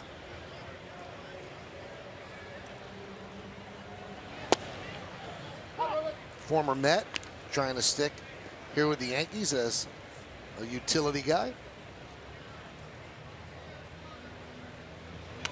Foul back. Michael, I heard you ask Joe Girardi earlier about Holiday's influence, and having been down here for over a week now in spring training and watching these guys every day around the cage, I've seen Judge attaching himself to Holiday on some days, and I've watched Holiday giving him advice about his swing path and things like that. So I think Matt Holliday on and off the field is going to have a major influence on the Yankees. Well, the Yankees pounced on that signing early. They believe that he could help the team. 2-2 on Tejada. Speaking of major influence, Tejada's injury when he was slid into by Chase Utley of the Dodgers in the playoffs. I mean, that changed the rule because Tejada suffered a broken leg, and now you don't see many guys taken out at second base, and I think they've maybe taken a lot of the injury factor away from the double play as they did when Buster Posey was injured as a catcher. Very rarely you see a catcher run over nowadays. So trying to keep players on the field. 3-2. Popped up right side. That's going to make the seats. Here's the play that Kenny's talking about in the playoffs between the Mets and the Dodgers.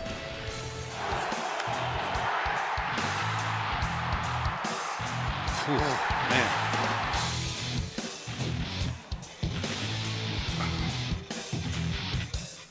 It hurts just looking at it.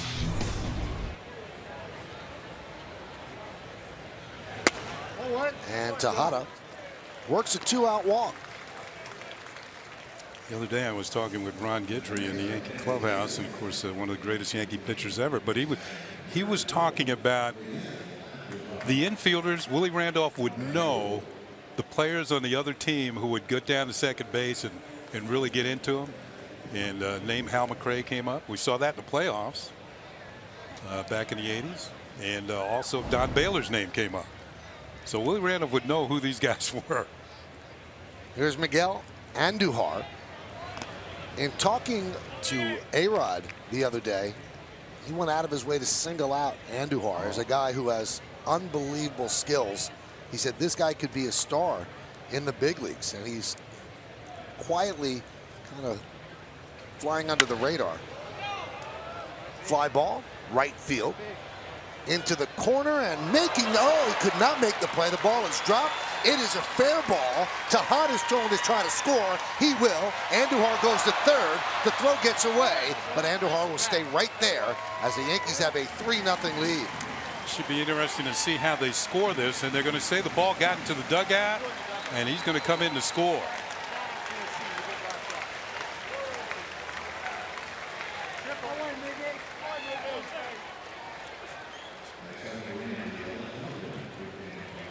It's Chris Coughlin out there. Looked like he had the ball lined up, and he got to the line. The ball got to the glove.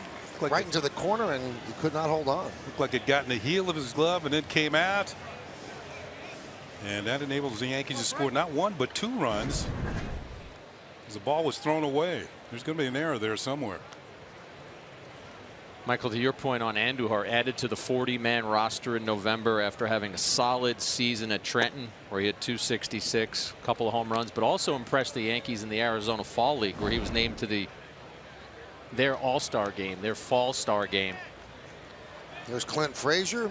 So much has been said about him. Jack spoke about him a little bit earlier, and that quick bat lines one into the seats in right, foul.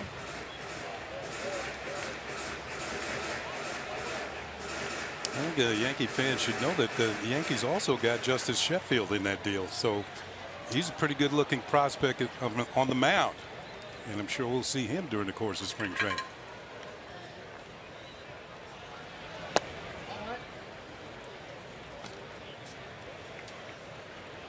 Yankees sent Andrew Miller to the Indians, and they got back 4 players: Fierson, Heller, Sheffield, and Frazier, who's at the plate. There's a strike. I guess, Kenny, that's going to be scored a triple and an error. And there's no RBI. There has, well, if it's a triple, it has to be an RBI. It has to be an RBI. Strike 3. Frazier down on strikes. But the Yankees scored 2 runs on 1 hit, 1 error, and nobody left on base. We go to the 7th. It's 4-0 Yanks.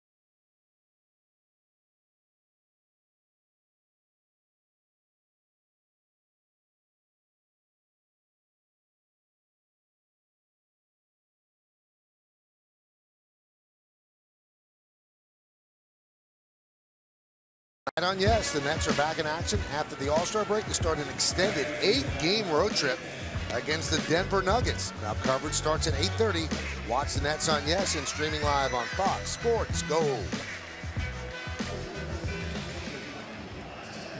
Well, we go to the 7th inning, and Jordan Montgomery takes over on the mound. The first 4 Yankee pitchers have not allowed a hit to the Phillies as the Yankees lead this one 4-0. In fact, the Phillies have not had a base runner in the first 6 innings. So far it's been a fruitless trip from Clearwater. This is what Montgomery did in the minors last year: 14-5, 2.13, almost a strikeout per inning.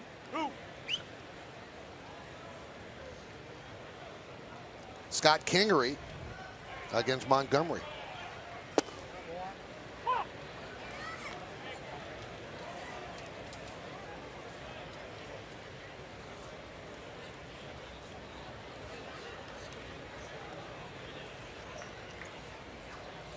Montgomery deals.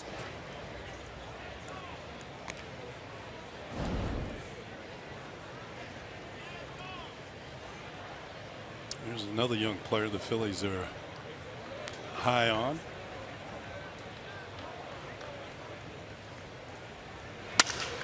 Ground ball short.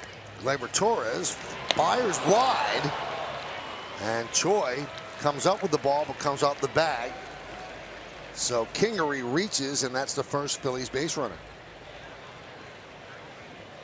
Well, everything worked until he delivered the baseball. A nice backhand pickup going towards the hole.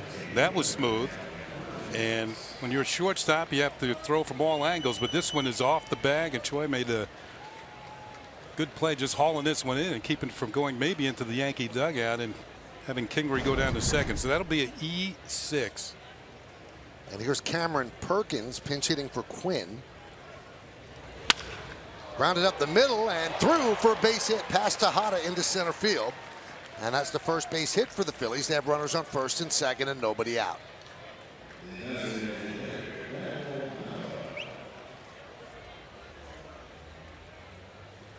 Now, Jack, introduced to the crowd before the game was Hal Steinbrenner. And I know you spoke to Hal earlier in the spring about some of his expectations on this team. A lot of people keep saying, you know, it's a young team, but although they have high expectations for the future, they also have high expectations for right now. They do. It was interesting to talk to Hal outside the Yankee clubhouse. There were a handful of us there at the time, and he talked a lot about the youth and how excited he is about this team going forward. But you're right, Michael. He said this team is a competitive team. He used the phrase, we always pursue putting a championship caliber team on the field, but he kept going back to the excitement that he feels about the Sanchez's, the Birds, the Judges. We're seeing a guy like Sessa today. You throw Severino in there and the other guys who are in the mix for the back end of that rotation. And you see what the Yankee blueprint is going forward, but you also see what their blueprint is right now about trying to do what they can to win as many games as possible, get to the postseason. Lined in the center field, it's a base hit coming up with his Fowler, and he fires in, but it's cut off by Choi. Scoring is Kingery, and the Phillies are on the board. Yankees lead 4-1.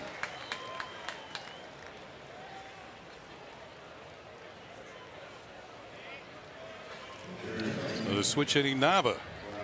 That's the Phillies on the board on our Ford scoreboard. It's now 4-1 Yankees. Michael, a couple of balls hit hard against Montgomery this inning, and we flashed his stats earlier, but we should emphasize just how strong this guy finished at AAA Scranton last year. He had a 0.97 ERA over his last 6 starts at Scranton. That was over a 37-inning period. So we talk about how the Yankees have some young arms vying for spots in the rotation. Montgomery is a guy to keep an eye on. I mean, he is a guy who was sort of on the outside of vying for a spot right now, but throughout the season could definitely be somebody who gets a look. When you think about that team last year, he was on at AAA Scranton. Team won the championship. Had a tremendous season. I mean, he's 6'6", 225. I mean, Kenny, you're the former All-Star hitter. It looks to me like he kind of throws over the top a little bit. Maybe does a decent job of hiding the ball. That was a half a life ago, Jack. Well, it's better than Michael and I. We're wiffle ball players. I'm going to you for the hitter's analysis. And well, you know, he's got the size of somebody like, speaking of the Phillies, Steve Carlton, who certainly was no day at the beach. You know, that's everything. Well, he's a Hall of Famer, 300-game winner.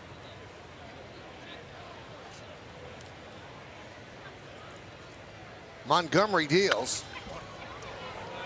Fouled away by Brock Stassi. 1-2. So we got Hal Steinbrenner's take. What was Brian Cashman's take on this team? Brian Cashman talked about how the Yankees are not waving the white flag. I think that was the quote that he wanted to get across, talking about the Yankees are making some moves. They're going forward. They have young players that they want to work into the mix, but he said this is by no means a team that is waving the white flag. And I think that's the thing you see when you are down here in Tampa, just how much and how excited the Yankees are about the youth and the players that are coming up and the players that they feel can contribute. That's why I go back to Bird and Judge and Sanchez having another solid year. And that you're looking for those young players to come up and not just be players, but be strong contributors. Ground ball to second. Let's see if they turn 2. There's one on to first. It's not a double play as Choi has the ball go right through his glove. A run will score, and it's 4-2 Yankees. That's And the return throw from second was not handled by Choi. It looks like a routine double play. The throw is on the money this time, and as Michael called it, right through the glove of Choi. That's an E3 that will allow the Phillies to score their second run of the inning. Everything looks good until right here.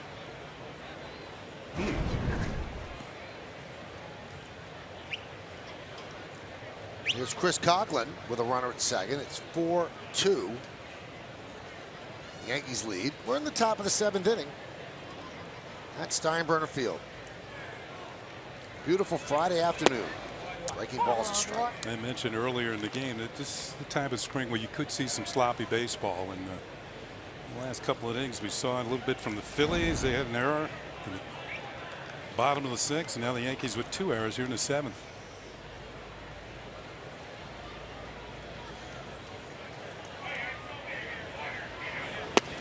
You know, Joe Girardi said earlier how this is a different camp and there's a lot of teaching going on. I know one of the emphasis that the coaches have this year is specifically defense by the pitchers. Yankee pitchers, if you look at the numbers, Jack, they were dreadful last year defensively. Yeah, I think they were second in the American League or second in the majors in errors, and you could see the day the Yankees did their pitchers fielding practice, PFP.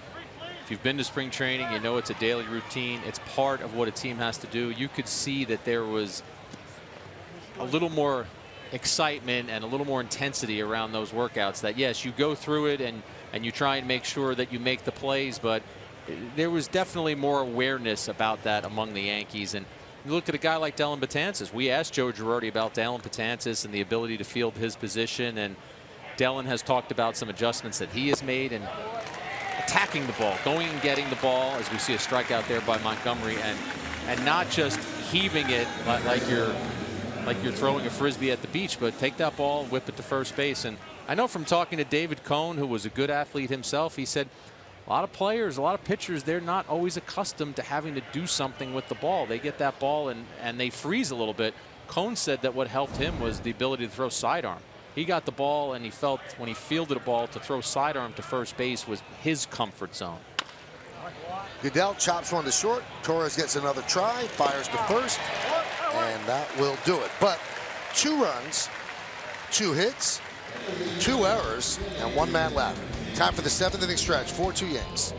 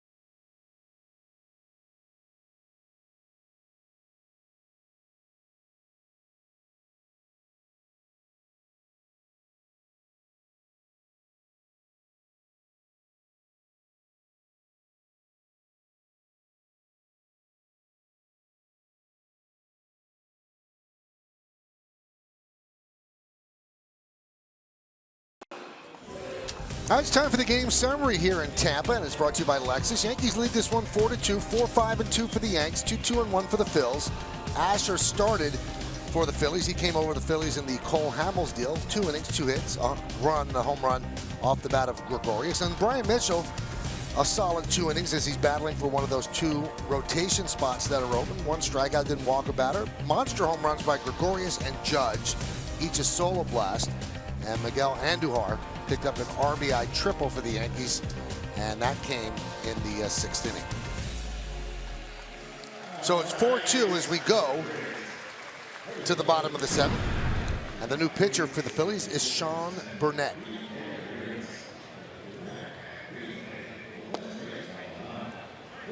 Ten games last year with Washington. 5 hits and 5 2/3. New center fielder for the Phillies is Cameron Perkins. And Nick Williams takes over in right for Chris Coughlin. All right, so we're all set as we move to the bottom of the 7th inning. And here's Rob Refsnyder, his first at bat, batting in the number 9 hole, vacated by Aaron Judge. Judge was 1 for 2 with that long home run off the scoreboard in left center. Refsnyder grounds one left side, fielded by Featherstone. He makes the throw to first, 1 away. Michael, quick story about Refsnyder. He went to the videotape to steal a line from Warner Wolf, the former New York sportscaster, in the offseason. He said he studied a ton of videotape of both himself and hitters that he thought were similar to him, or at least in body type. So a guy like Brian Dozier, he wanted to look at Dozier because he was trying to pick up how he could get more power into his swing. And it's going to sound very similar to what I said about Aaron Judge before, but Refsnyder discovered that he wasn't grounding his back hip, and he felt that if he gets that back leg grounded, he can get more baseballs in the air. He said there were too many times he saw a 2-0 pitch and maybe he'd hit a single to the right side, and that was a ball that he should be putting into the gap or putting over the wall. So he said he hopes that that videotape work that he did correlates into some improvement and more power this season. Kind of reminds me of Josh Donaldson of the Blue Jays. He was giving a clinic for some kids last year, Jack, and he was talking about how the coaches always tell the kids swing down on the ball, hit the ball.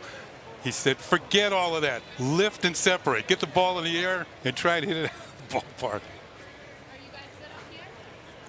Dustin Fowler with a 1-2 count.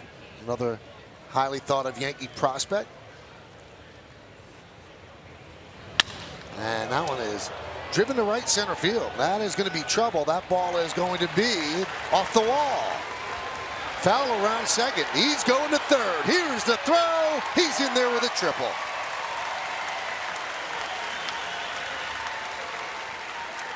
Well, you mentioned he's highly thought of, and when he got to second, he turned it into another gear and beat the throw to third for the 3-base hit. First of all, this ball is hit very well.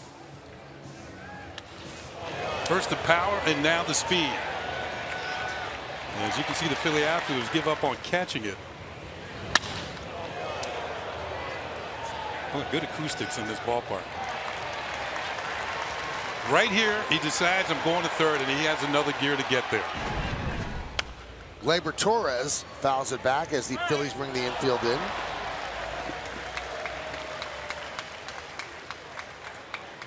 Well, Torres has a chance to get that run back. He was an error that he made opened the door somewhat.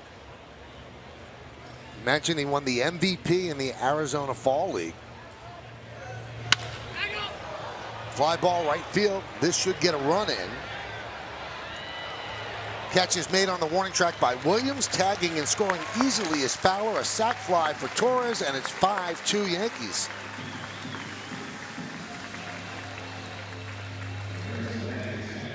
We've talked a lot today about the Yankee top prospects. So many people are impressed. Baseball America has ranked the top 10 for the Yankees. Torres is first, Frazier second. Draft pick Blake Rutherford third, then Jorge Mateo, James Caprillion, Judge, Sheffield, Adams. Fowler's number 9. You just saw him hit that triple, and Domingo Acevedo is number 10. And that doesn't have Andujar on that list. And there are different lists out there, Jack, but most people say the Yankees have either the first or the second best farm system in baseball. And Gleyber Torres is not only the Yankees' top prospect, he's a top 5 prospect in all of baseball. And Meredith already gave a thumbnail sketch of him. But one other reason that the Yankees are excited about him is he's a 20-year-old kid who has plate discipline and pitch recognition. That doesn't always happen at the age of 20. We see where he is, number 5 in Baseball America. He's already conquered something that 24, 25, 26-year-old minor leaguers don't figure out. He's not going to swing at that pitch that's out of the zone. So you see those Yankees who are in the top 100, and if you're a Yankee fan, you look at that list and you get excited at the opportunity to see those players as they make their way to the major leagues. 2-1 count on Higashioka, and he hits a deep fly ball to left field. Goodell back on the track at the wall. See ya! A home run for Higashioka, and the Yankees now lead 6-2. 3 home runs for the Yankees on an afternoon where the wind is actually blowing in. That cleared everything in left field. Hey, ready. Now, I'm sure Lake Steinbrenner's still behind the, we can't see it the way we used to with the cabanas, but this is on its way to Lake Steinbrenner.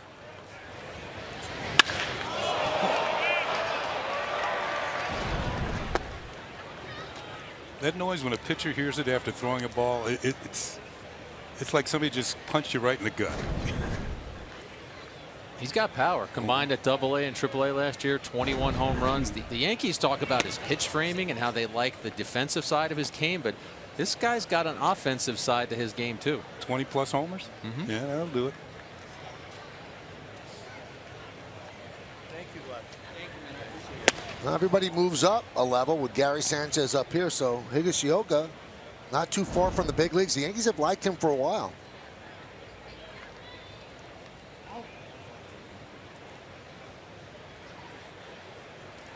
The 3-0. There's a strike to Castillo.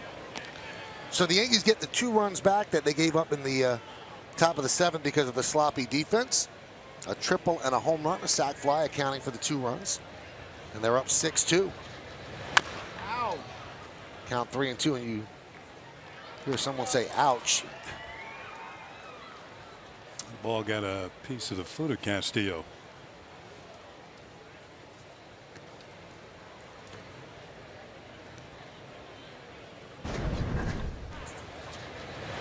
Ow. Heard it again.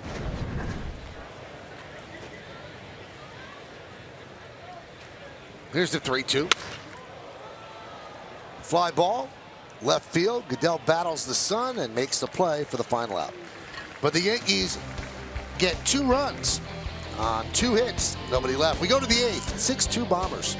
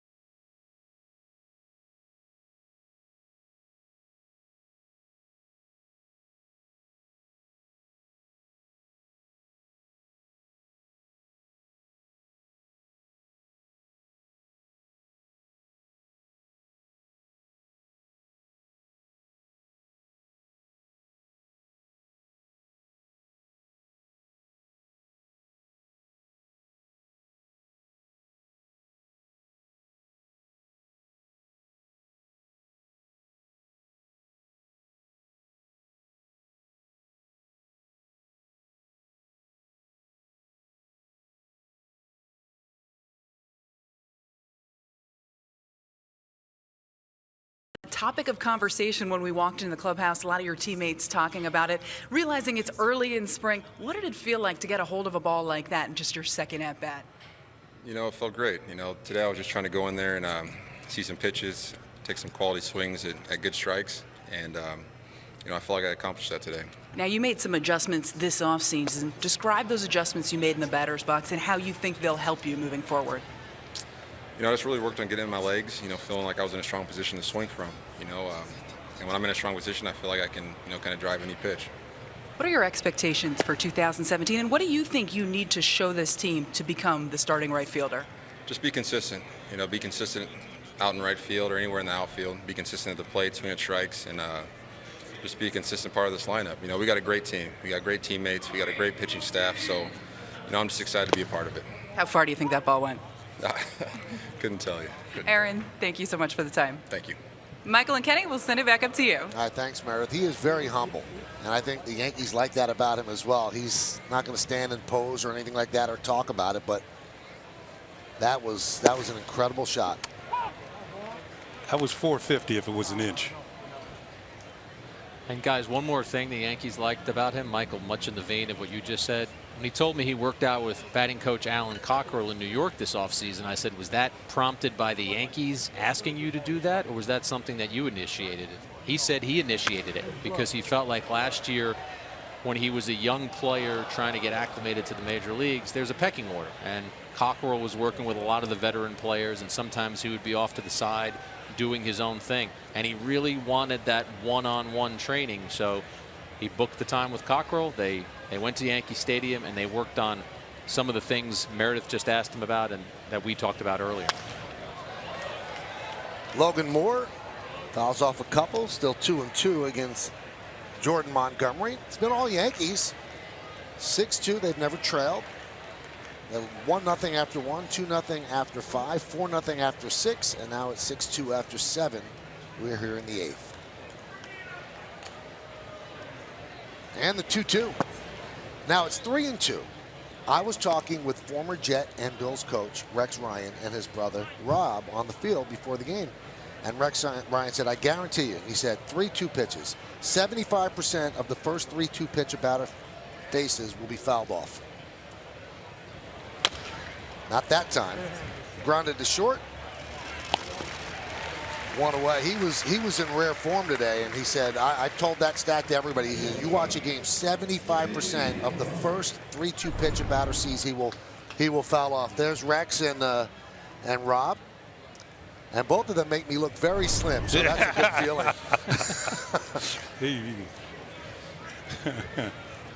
Michael, did you talk to him at all about his affinity for the board game Stratomatic? Yes, and he was singing the praise of Kenny Singleton. I love that game, and Ben Spiegel for the New York Times actually did a story where he played a game with Rex, and I thought it was so cool that he knew his baseball that well, and he knew the different numbers. I don't want to bore people who don't know the game, but there's different things on the card and what they signify. He loved Kenny because Kenny was an on-base machine. Right. Yeah, he got on. I had met Rex years ago when he was a defensive coach for the Ravens, that back in the day with Ray Lewis and Ed Reed. What did he tell us, Michael? Good players make you look good. Yeah. Well, those are two Hall of Famers. And the night I met him, he rattled off my statistics. He knew stats about me that I didn't know about myself. Well, I was talking to the two of them, and you were on the other side, I think talking to McCannon. And he goes, oh, there's Ken Singleton. And I said, yeah. He said, well, oh, he's the best. He's the best. I said, yeah, he's a real good broadcaster. He goes, no, he's the best Stratomatic card ever. And there he's teaching everybody to swing. And Torres is busy. 2 away. One other quick story he told. He said, you know, when I was the coach of the Jets, he said, you know, the Mets were having those problems financially. He said, I went up to Woody's office, Woody Johnson, the owner of the Jets. I said, buy the Mets, buy the Mets. And Woody said, why? He said, make me the GM. I'll quit as the coach. I'll be the GM of the Mets. I'm telling you, I was so great at Stratomatic, I'd be a great GM. Here's Taylor Featherston. Swing and a miss.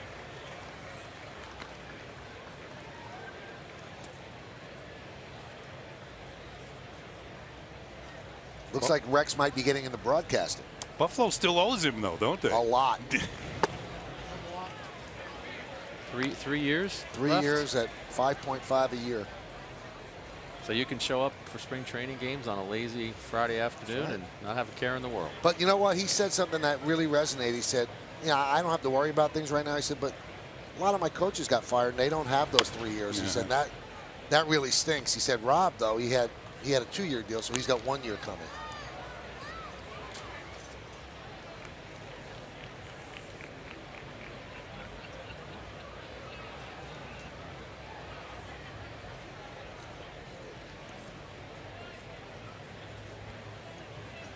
Montgomery has settled down after the Yankee defense was shaky behind him in the 7th. Another try. Andujar charges, but it's a foul ball. This copyrighted telecast presented by authority of the New York Yankees and may not be reproduced or retransmitted in any form.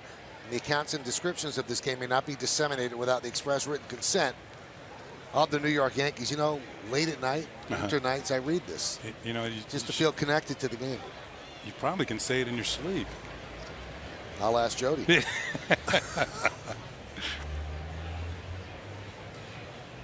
If I'm reading the disclaimer in my sleep. She's going to wonder, what the heck? Here's the pitch.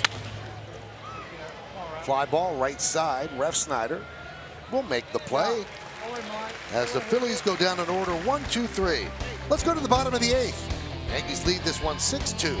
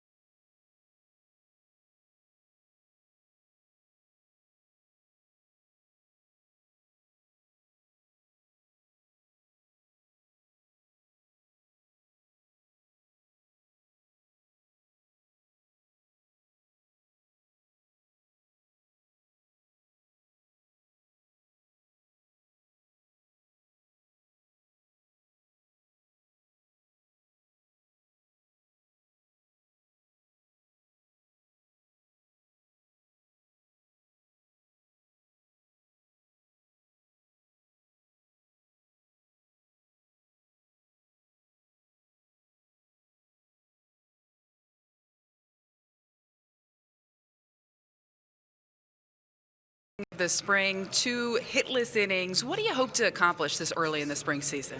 I mean, I think the first outing is really more or less getting your feet wet and get back into that game speed, and felt good today. Last year, you were set to make the team, obviously had that injury. Do you feel like you're in a totally different place coming into camp this time around, knowing that you would have made the team last year? No, I mean, I don't really take anything for granted. I'm just kind of worried about when I'm pitching right now and just trying to make the best out of it. Is there anything in particular that you feel like you need to work on or you need to perfect this spring? I'm developing a splitter, so you could say I'm working on that. So I'll be doing that throughout the spring. But for the most part, no, just command of the fastball is big for me, so I'll work on that too. That pitch isn't exactly the easiest to get a handle on. How do you go about that? Who do you talk to? A guy like Tanaka? Oh yeah, I mean, he's definitely a good person to draw from, and Larry's been helping with a lot too, so it's coming along good. Brian, thanks for the time. No problem. Guys, back to you. I thank you, Brian and Meredith. So Mitchell went the first 2, struck out 1, didn't walk a batter, didn't allow a runner. Luis Garcia, the 5th pitcher used by the Phillies, facing Ji-Man Choi. Laced to third base and caught by Featherston for the first out.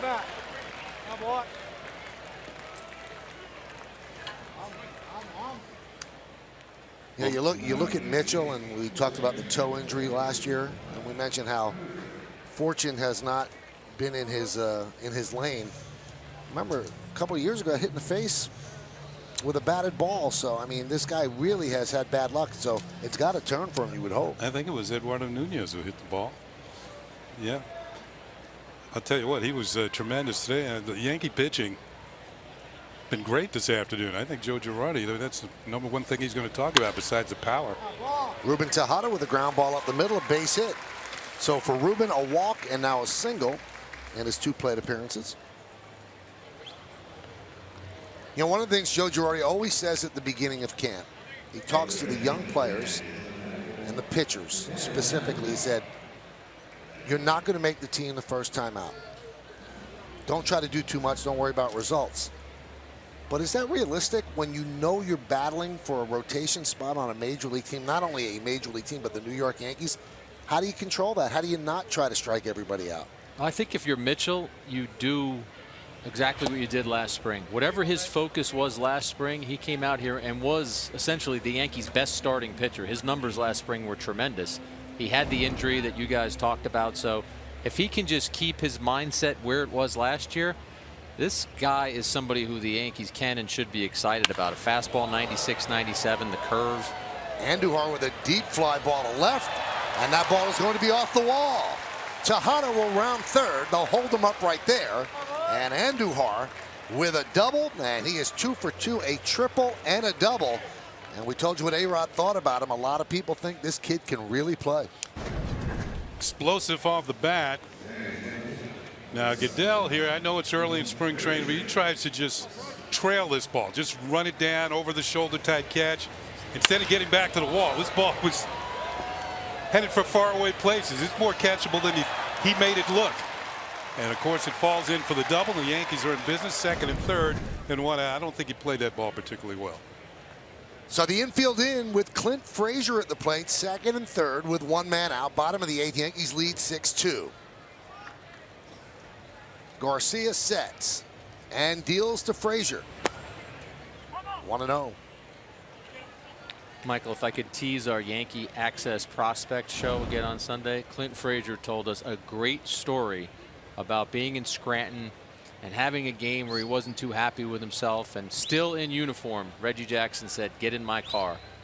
Got in Reggie's car. Reggie, obviously a special advisor to the Yankees. They stopped at a frozen yogurt store. Fly ball, right center. On the run is Williams. He can't make the play. It gets by him and goes to the wall. 1 run will score. They're waving Andujar home. He will score, and Frazier's at 3rd with 2 RBIs, and the Yankees lead 8-2.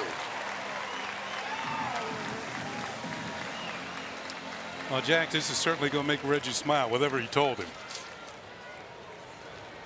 Nick Williams out in right field with a valiant effort, comes up short. There's that quick swing you're talking about. Good power to the opposite field. Williams can't haul it in. The Yankees are going to have 2 runs. Now, on this play, Frazier's going to end up at 3rd base. And I'm not so sure he picked up Joe Espada right away. But see how quick he is with the bat through the zone? Here's Refsnyder with the infield in again. There's a strike. Here's another look at it. And he's got pretty good speed as well. He gets the 2nd here, but he's just running. Jack, I'm hungry. What about the yogurt? Well, what Reggie said was, you get a fastball on the outside, hit it the opposite way, and pick me up a strawberry yogurt while you're up there. No, he didn't say that. But it was a lesson from Reggie to Clint Frazier, and Clint Frazier said, I can't believe I'm walking into a frozen yogurt shop with Reggie Jackson. We still have our uniforms on, but Reggie just wanted to talk to him about the mental side of the game. He said, you're going to have some failures in this game. Don't let it get you down. A single off the bat of Refsnyder. Frazier held up. He hustles home. He scores. Refsnyder an RBI single, and the Yankees pouring it on here in the bottom of the 8th inning. They're up 9-2.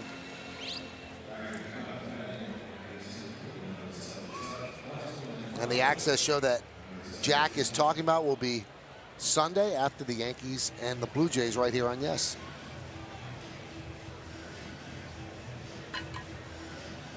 So Clint Frazier gets a triple. It's a run scored. Feels good about things. First spring training game here with the Yanks. Ref Snyder gets a single. Here's Fowler, triple his last time up. You know, Kenny, you mentioned he might not have picked up Espada. In fact, Andujar was stopped at third.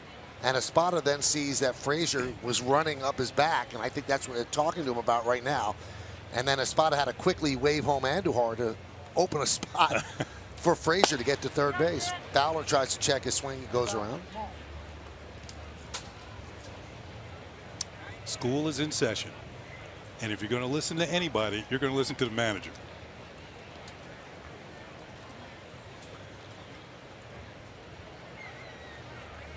The 0-2. Swing and a miss. Fowler down on strikes. Usually a manager will end with nice hitting. Here's the base running that Michael's talking about. Andujar turning it on, but Frazier, you know, he was determined to get to third base. And to throw kind of short hop the third baseman Featherston, or else there might have been a play at third.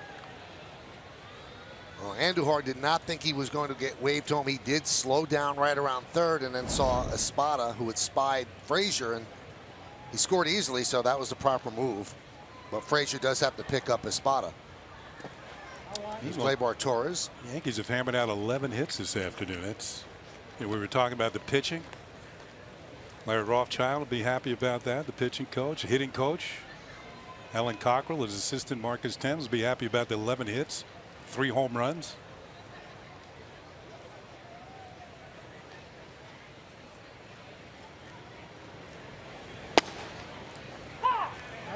There's a strike. When you see a player like Gleyber Torres, 20 years old, you know he's going to start the season at AA Trenton. I think fans are out there saying, well, when is he going to get to Yankee Stadium? And Brian Cashman has already said we're probably looking at 2 years. That's because he doesn't want to put a lot of pressure on him. Torres will dictate the timeline. Yeah. If Torres goes to Trenton and dominates, and the Yankees feel that he has conquered that level, and they move him to Scranton and the same thing happens, I think by giving the 2-year time frame, Brian Cashman is basically saying, go have a solid AA season, go have a solid AAA season, get to the major leagues at 22. That's pretty good. But again, Torres will dictate his path to the majors.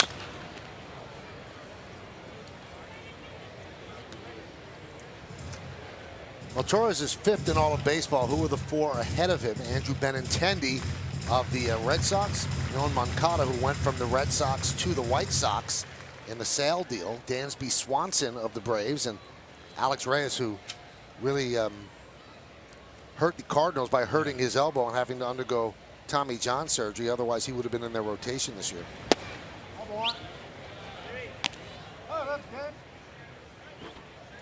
I think Benintendi's the odds-on favorite to win Rookie of the Year this year.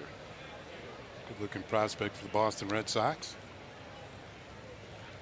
The Red Sox would not let him go in the Chris Sale deal. That was a player that was not someone they were going to get rid of. Rounded to short. And Florimon makes the play. We thank Jack Curry. We go to the 9th inning. If the Yankees score 3 more, they leave 1 on. It's been all Yankees, 9-2 over the Phils.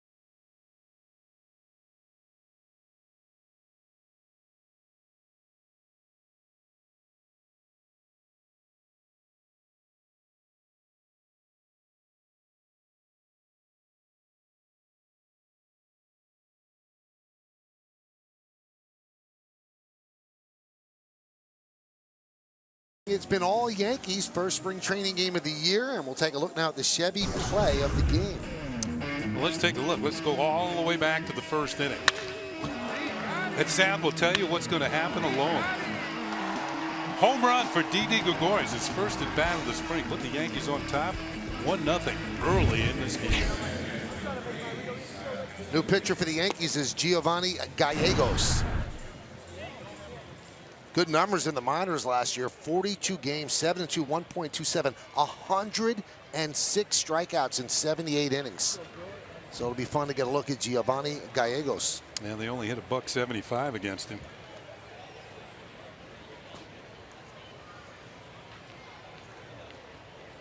So he's going to face the top of the Phillies order. We start with Scott Kingery, who reached on an E6 in the 7th, and that was the first Phillies base runner. 9-11-2, leading 2-2-1, top of the 9th. 1-0.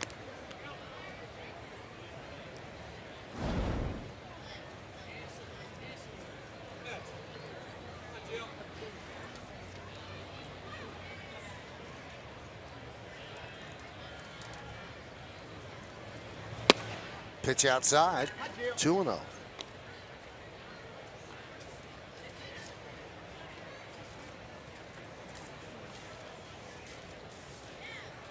Gallegos just 25 years old. He's from Mexico.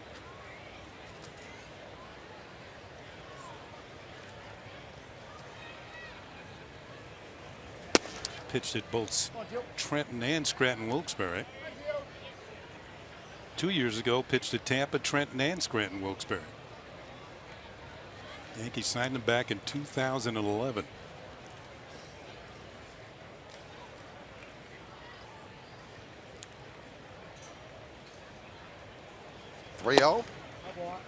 There's a strike. Now the Phillies actually played a game yesterday. Yankees did not. Phillies played against the University of Tampa. Does not count toward their spring training record.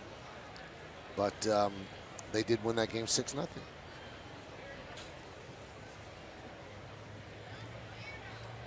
Losing this one 9-2. Now it's 3-2, and let's put Rex Ryan's percentage into play again. First pitch of a 3-2 count is going to be fouled off.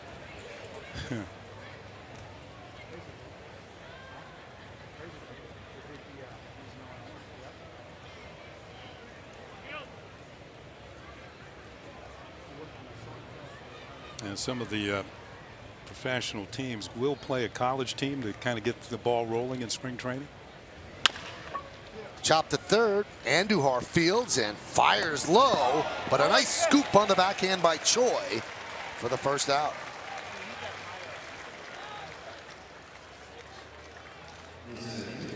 Well, we're seeing the 25%, Kenny, on the 3-2 pitch, not the 75%. Once again, I said sometimes you see a little sloppy baseball in the early going, although I would think that Andujar might have played some winning ball this year. Nice play by Choi on the other end.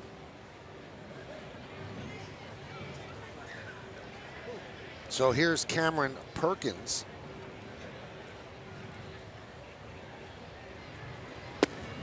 Breaking ball is inside.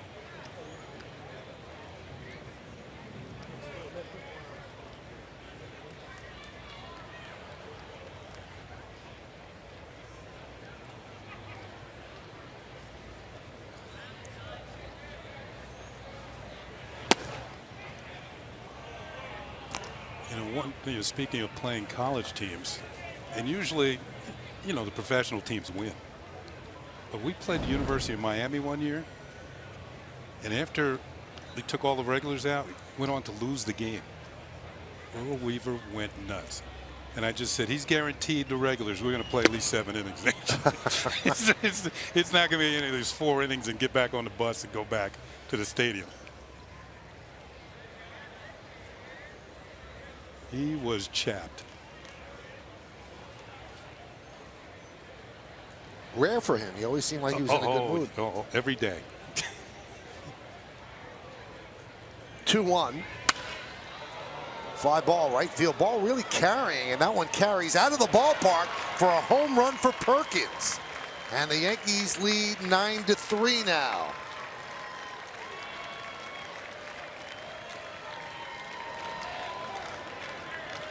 Perkins, his first home run of the spring. He'll be happy on the way back to Clearwater. Pinch hitting for the DH Daniel Nava is Dylan Cousins. Now, this is the young man that the Phillies are speaking about in terms of the power that Aaron Judge has.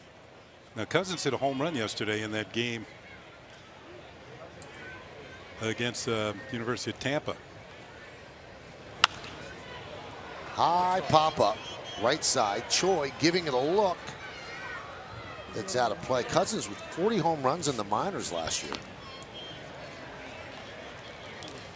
Remember, they only play 140 games in the minors.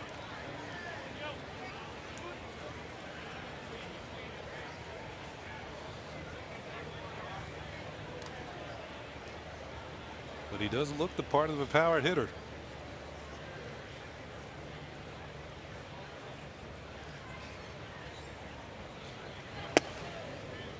There's a strike.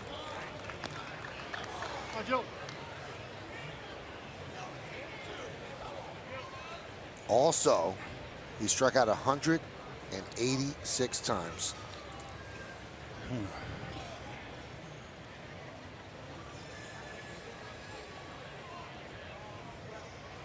Now, I was reading comments attributed to Don Mattingly, the manager of the Marlins, and he said, people talk about pace of play. He said, the pace of play would be picked up if strikeouts were not so accepted. He said, now you can strike out 200 times as long as you hit home runs, we want you. He said, if you put kind of a poison pill on strikeouts and say it's not going to be accepted anymore, people put the ball in play and there will be a greater pace to the game. I agree wholeheartedly. It takes pitches to strike somebody out, at least 3, and sometimes you get the full counts. And Rex Ryan says, what, 75% of those are fouled off, so that takes time. Well, Kenny, we were in a seminar and we heard an unbelievable stat. Last year, 21% of all plate appearances in the big leagues ended in a strikeout. Yeah. 21%. Swing and a miss. He goes down on strikes. Yankees an out away from a win. A lot of walks are up too, so that's. And if you add in walks, a third of all plate appearances end in a strikeout or a walk. So that's a lot of nothing. A lot of nothing. Inaction. But the way the game is built now and played, front offices will trade the strikeouts for the home runs. Well, when you look at the way pitching staffs are, yeah, all the bullpens are packed with 95 plus, high octane. Pitch outside to Brock Stassi. And we were talking about it before the game. You go back to the late 90s and the early 2000s, and the whole thing for the Yankees, their offensive approach was get the starter out of the game and get to the underbelly of the bullpen. Those guys did not throw as hard. Well, now each team to combat that is stacked all their bullpens with guys who throw 95 plus. And these are guys you might not want to see.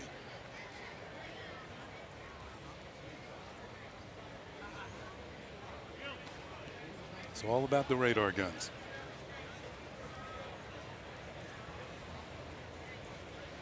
Gallego steals the 1-1. Drilled to right field, and that ball is gone into the bleachers. A home run for Stassi. And it's 9-4 Yankees here in the top of the 9th.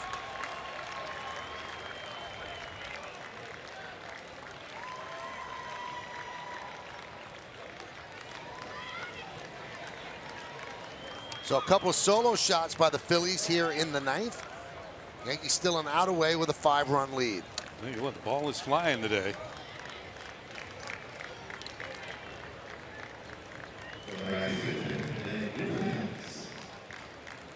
Here's Nick Williams.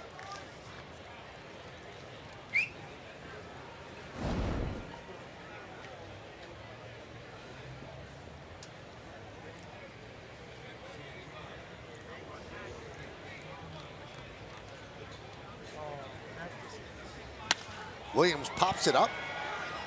Andujar bat near the seats. Can't make the play.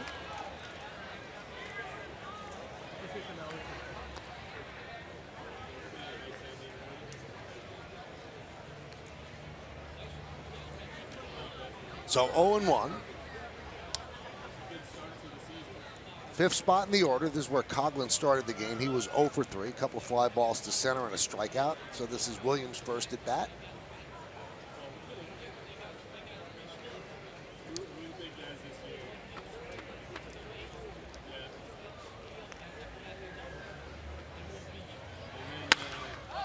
Lined into center field. It is a base hit for Williams. So the Phillies still alive here in the ninth.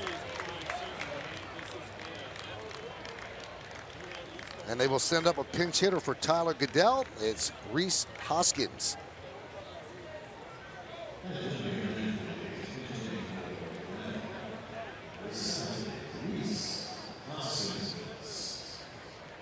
So runner on first, 2 outs. Hoskins pinch hitting for Goodell.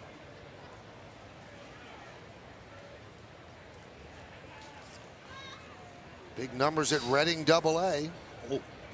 38 and 116 with a 377 on base percentage. Pretty good 1-2 punch, he and Cousins. Not holding the runner on. Runner goes. He will take second. First pitch is low. There's our first defensive indifference of the year.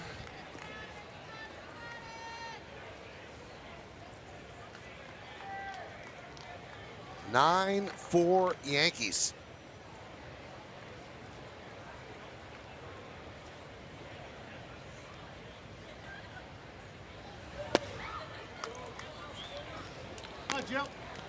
Highlights for the Yankees in this game: the home run by Gregorius, Aaron Judge's monster mash, Higashioka with a home run as well, triple by Frazier, triple by Fowler. Young kids chip in as well. Yankees pound out 11 hits, 9 runs, hoping that's enough for the win. Good thing on the pitching side, the first 4 pitchers, no runs on no hits in 6 innings. 4 strikeouts. The Yankees have not walked a batter today, so that's a good sign of getting the ball over the plate.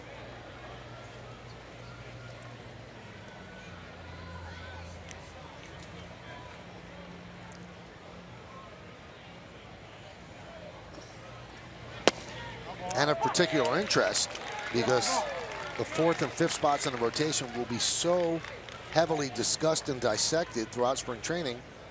2 shutout innings for Mitchell, 2 shutout innings for Sessa. 2 of the 5 that are trying to get those 2 jobs. Tomorrow, Warren starts in Clearwater against the Phillies, and Severino on Sunday against Toronto, and that game will be on Yes at 1. There's a strike.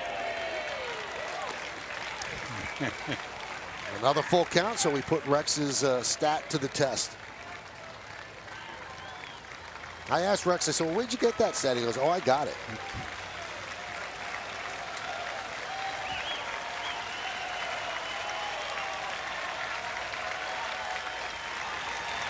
Crowd looking for a strikeout, looking for the final out of the game. 3-2, 2 outs, 9th inning. Gallegos deals. Chop to first. Choro fields. Flips to Gallegos, and the Yankees win 9-4. In the 9th inning, Phillies score 2 on 3 hits, and they lead 1. And the Yankees' long 2017 journey begins this afternoon in Tampa, and they start it with a victory by a score of 9-4.